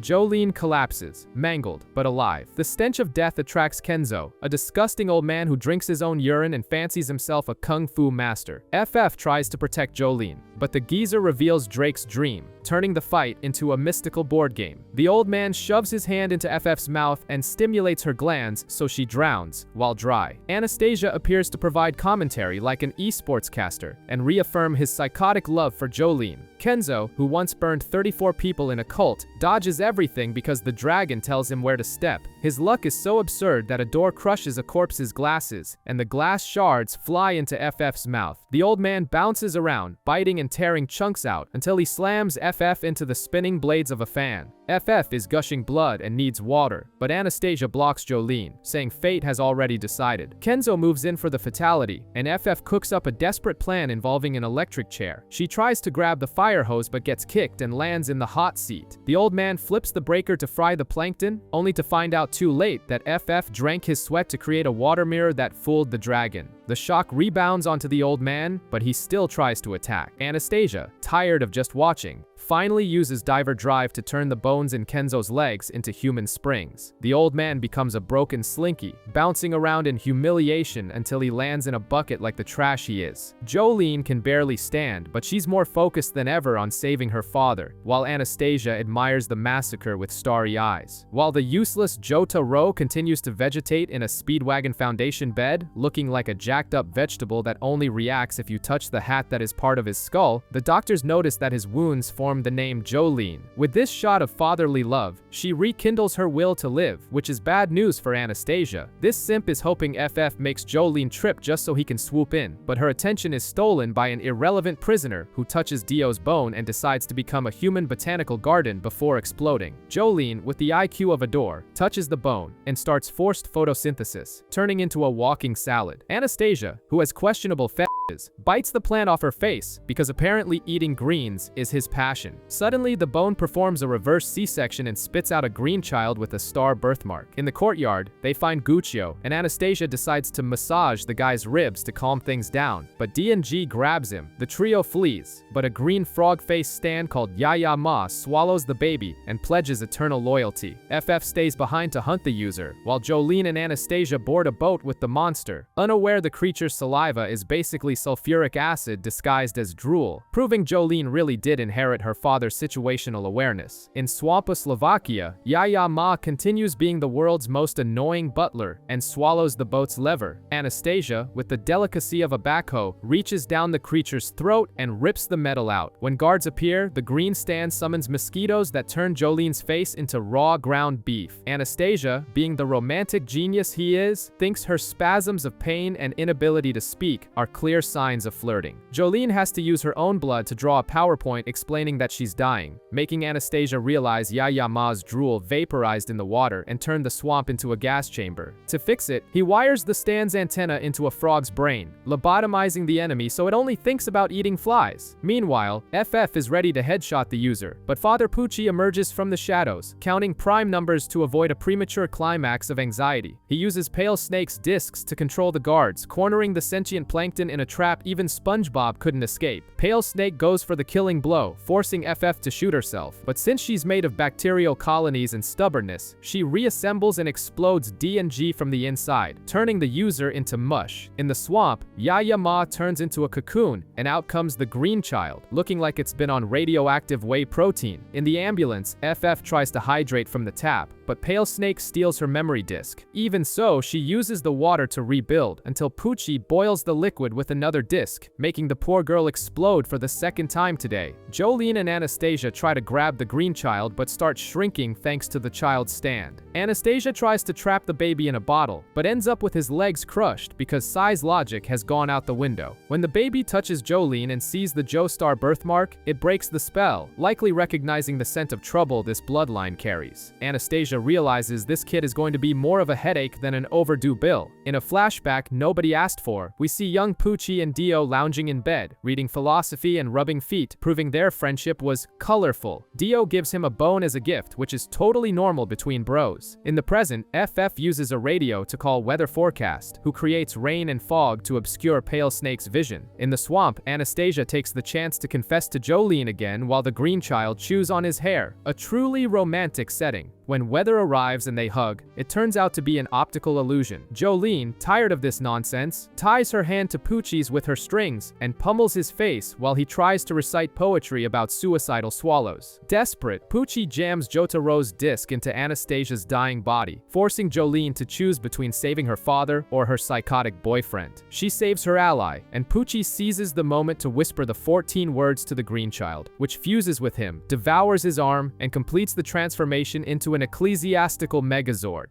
FF heals Anastasia and dies for good, ascending to Plankton Heaven, while Jolene screams as the priest escapes toward his paradise. Jotaro reads Dio's diary looking like he's deciphering a newspaper horoscope, discovering that to attain heaven, he needs a specific stand, a virgin and loyal friend, the sacrifice of 36 sinners, in a new moon. Poochie leaves the prison with a new look and sky-high self-esteem. Go there and wait patiently for the next new moon. The child that was born is already in my possession.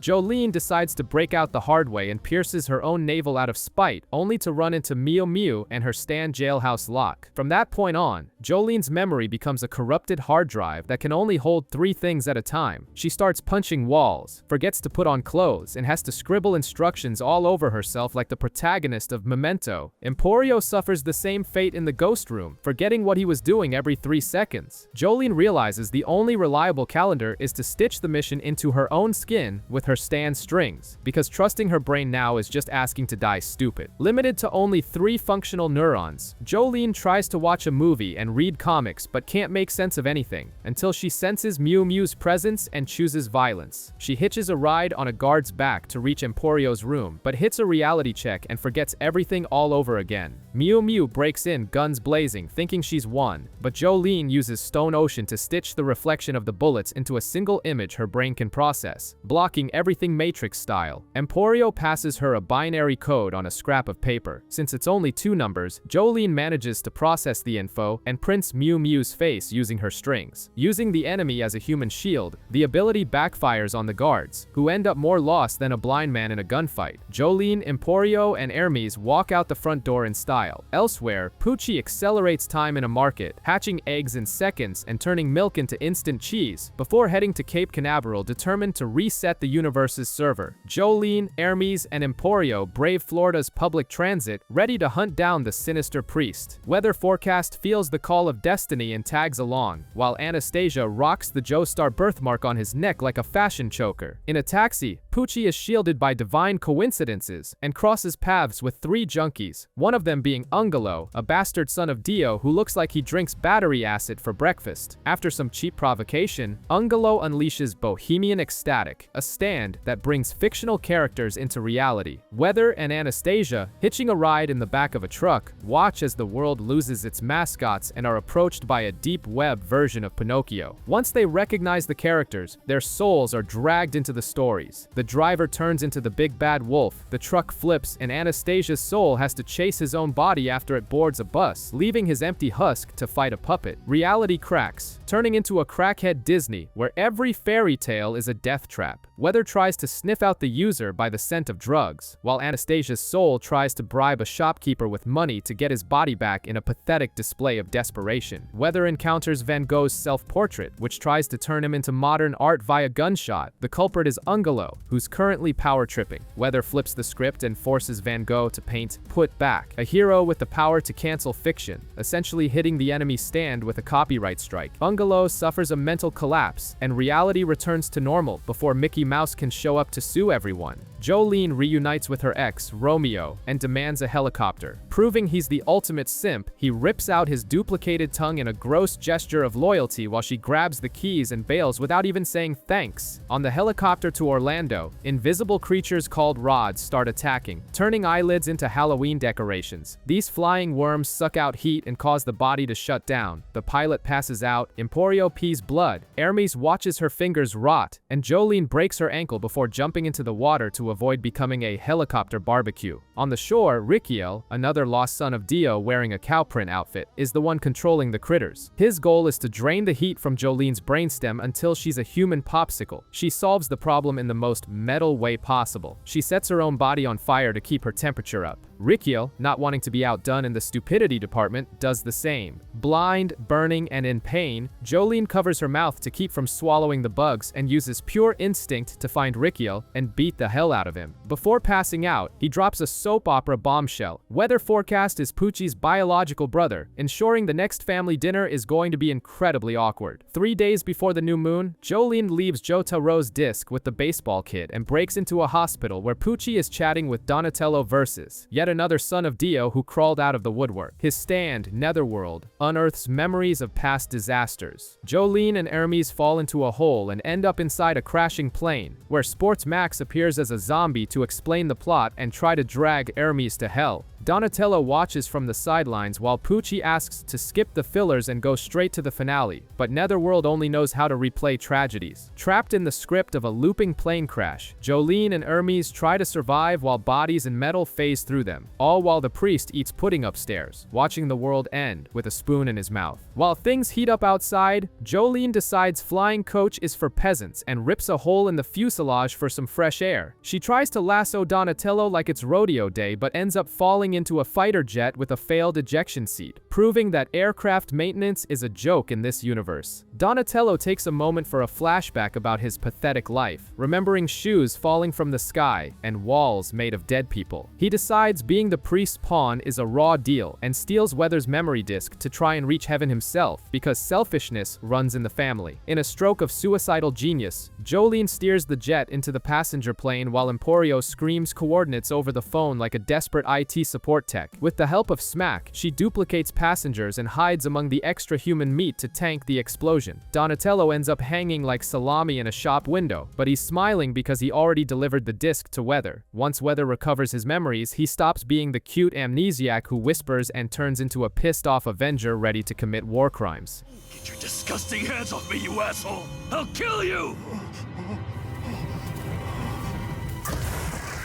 The new Weather wakes up with a vengeance and decides to test his powers by pressure washing a disabled man's eyes, which worries Anastasia, not because of the guy, but because Jolene might have a thing for wet men. Underground, lethal rainbows start turning everyone into snails. Jolene and Hermes use a duplicated glass door as a surfboard to avoid touching the slime, while Donatello tries to find Emporio to beat up a defenseless child. Jolene arrives already turning into a mollusk. When Donatello tries to run her over with memories of soccer players, she uses the gross elasticity of the metamorphosis to slide through a pipe like phlegm down a throat. Donatello thinks he's won until he realizes he touched the kid and starts contorting, turning into a giant snail. They try to steal a car, but the vehicle is full of snail-eating beetles, pushing them back into this slimy nightmare. Weather, now in full throttle mode, declares his only goal is to kill the priest and anyone in his way, including the writer. Flashback to 1972. Hospital security was non-existent, and a woman swaps babies, separating twins. Enrico Pucci grows up as a religious rich kid, while Wes, his lost brother, lives life on hard mode. Pucci finds Dio in a crypt, and the vampire, instead of drinking his blood, cures the kid's clubfoot and gives him a magic arrow, beginning the longest supernatural grooming in history. Years later, Pucci's sister Perla falls in love with Wes. Pucci, desperate not to become a great uncle brother, hires a detective who turns out to be a racist. The mob lynches Wes, and Perla kills herself thinking her boyfriend is dead. Poochie weeps and awakens Pale Snake, while Wes survives, awakens Weather Forecast, and tries to end his own life, but his stand won't let him. Fed up with life, he starts turning the whole city into snails via subliminal messages. Poochie faces his brother, steals his memories, and throws him in jail to sweep the mess under the rug. But in the present, family therapy is over, and Weather wants blood, while Jolene races to stop the geriatric apocalypse. Donatello becomes a hostage Uber driver while Hermes tries to strangle him from the back seat. Weather explains that the snail plague is basically a turbocharged mass delusion, and that touching the creatures accelerates the transformation. But Anastasia only cares if Jolene is safe, so he can sniff her hair later. Weather tracks Poochie through the wind, but loses a leg in a clean cut when the priest emerges from a mountain of slime, immune to everything. Anastasia tries to attack but gets a reflection to the face, while Poochie starts preaching about destiny like a late-night televangelist. Diver Drive replaces Weather's leg from the inside, and the counterattack comes with a blade of frozen blood that pierces both priest and stand. It looked like a win, but reflected light turns Anastasia into a snail, and Poochie uses him as a human shield on a board of blood spikes. Weather traps the priest with a hemoglobin collar, but Jolene arrives spinning a tire with her strings, creating a smokescreen that Poochie uses to shove his hand into Weather's chest, turning his brother into a bloody donut. Anastasia holds Jolene back while the priest uses Donatello as bait. Weather falls dead, and the group realizes therapy would have been cheaper than all of this. 2 days until the new moon and the apocalypse is right on schedule. En route to Cape Canaveral, Jolene clutches Weather's disc and falls asleep on Anastasia's shoulder. He takes advantage of the vulnerability to put a ring on her finger, proposing without verbal consent and proving he is the king of romantic cringe. She wakes up to crocodiles on the road and throws the hard object in her hand straight into the beast's mouth, sending the engagement ring into a reptile's stomach. At the Space Center, Poochie is undergoing a forced facial harmonization. Eyelashes are growing and gravity is losing its mind. An annoying tourist gets crushed against a railing and suddenly everything starts falling sideways because gravity decided to take the day off.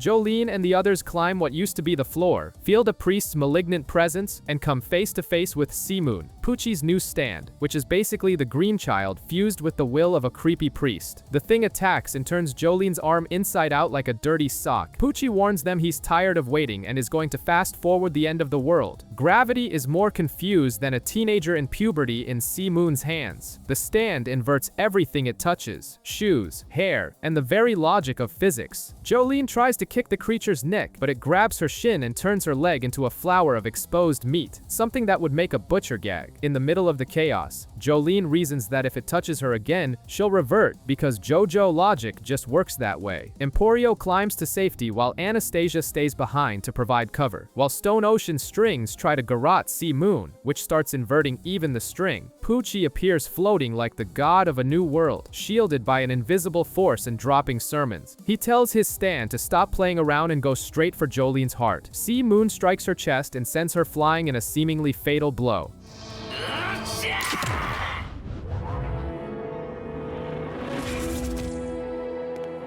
All right, let's head back. Poochie heads back to the lab convinced he's won, but Emporio's phone vibrates with a text from Jotaro saying he senses his daughter is in danger because deadbeat dads have delayed instincts. Anastasia decides to do the obvious impossible: face the priest head-on to kill him before the new moon arrives and turns everyone into amoebas. Poochie is having a meltdown in the lab thinking Jolene is dead until he finds a scrap of her pants and realizes she's alive and sending telepathic nudes to the universe. Anastasia surges to attack, but the priest uses Seamoon and hits a substitute body that Diver Drive had prepared. Poochie deforms his own face to dodge a punch, and Jolene appears grabbing his foot. The priest ignites alcohol in the air, but Jolene makes a master move. She turns her own body into a Mobius strip, nullifying the concept of inside and out, which makes Seamoon's power completely useless. Confused and frustrated, Poochie pulls a gun off a dead guard like a common thug. Time stops, and Jotaro finally returns from the supermarket where he went to buy cigarettes 150 episodes ago. He adjusts the bullet in midair, saves his daughter, and lands a punch that sends the priest flying. Hermes appears with a duplicated harpoon, and the squad is finally assembled, but Poochie laughs, flies toward a space shuttle, recites prime numbers to keep from climaxing too early from all that power, and achieves the perfect gravity. The world blinks, and something much worse than a gothic priest is born. Poochie glows brighter than a disco ball and thanks the Joestars for being the steps to his ascent, basically calling them a genetic escalator. Everything goes white and the group wakes up 200 meters away. It rains and stops in seconds, clothes dry instantly, and time hits the turbo button. Ice cream melts before you can lick it, pitches turn into cannon blasts, and meat freezes in the freezer in the blink of an eye. The sun becomes a strobe light from a bad rave, and Jotaro realizes time is accelerating. Anastasia chooses this exact apocalyptic moment to ask Jolene to marry him in front of her father, proving he has zero sense of self-preservation. Jotaro ignores his unwanted son-in-law and calculates that Pucci is 30 times faster than everyone else. He stops time but only sees a blur. Jotaro's neck is slashed in an instant. The marine biologist tries to punch, but the priest dodges on easy mode. Pucci, completely chill, explains that his new stand, Made in Heaven, is a humanoid horse with clocks for a face designed to accelerate the inevitable and make everyone accept that life is predestined trash. Pucci sentences the group to death and the massacre begins. Emporio misses every shot with his useless ghost gun, and Anastasia devises a suicide plan where he acts as bait so Jotaro can stop time. Diver Drive enters their bodies to tank the damage, and the diver reaffirms his desire to marry Jolene, who accepts in a hurry since they're all going to die anyway. The sky spins like a broken ceiling fan. Pucci surfs through the water and pierces Anastasia's chest in a single blow. Jotaro stops time but sees knives flying at Jolene and has to choose between killing the priest or saving his daughter. He chooses his daughter, takes a slash to the face, and falls dead, proving the script hates heroic fathers. Hermes loses her arms and gets shredded.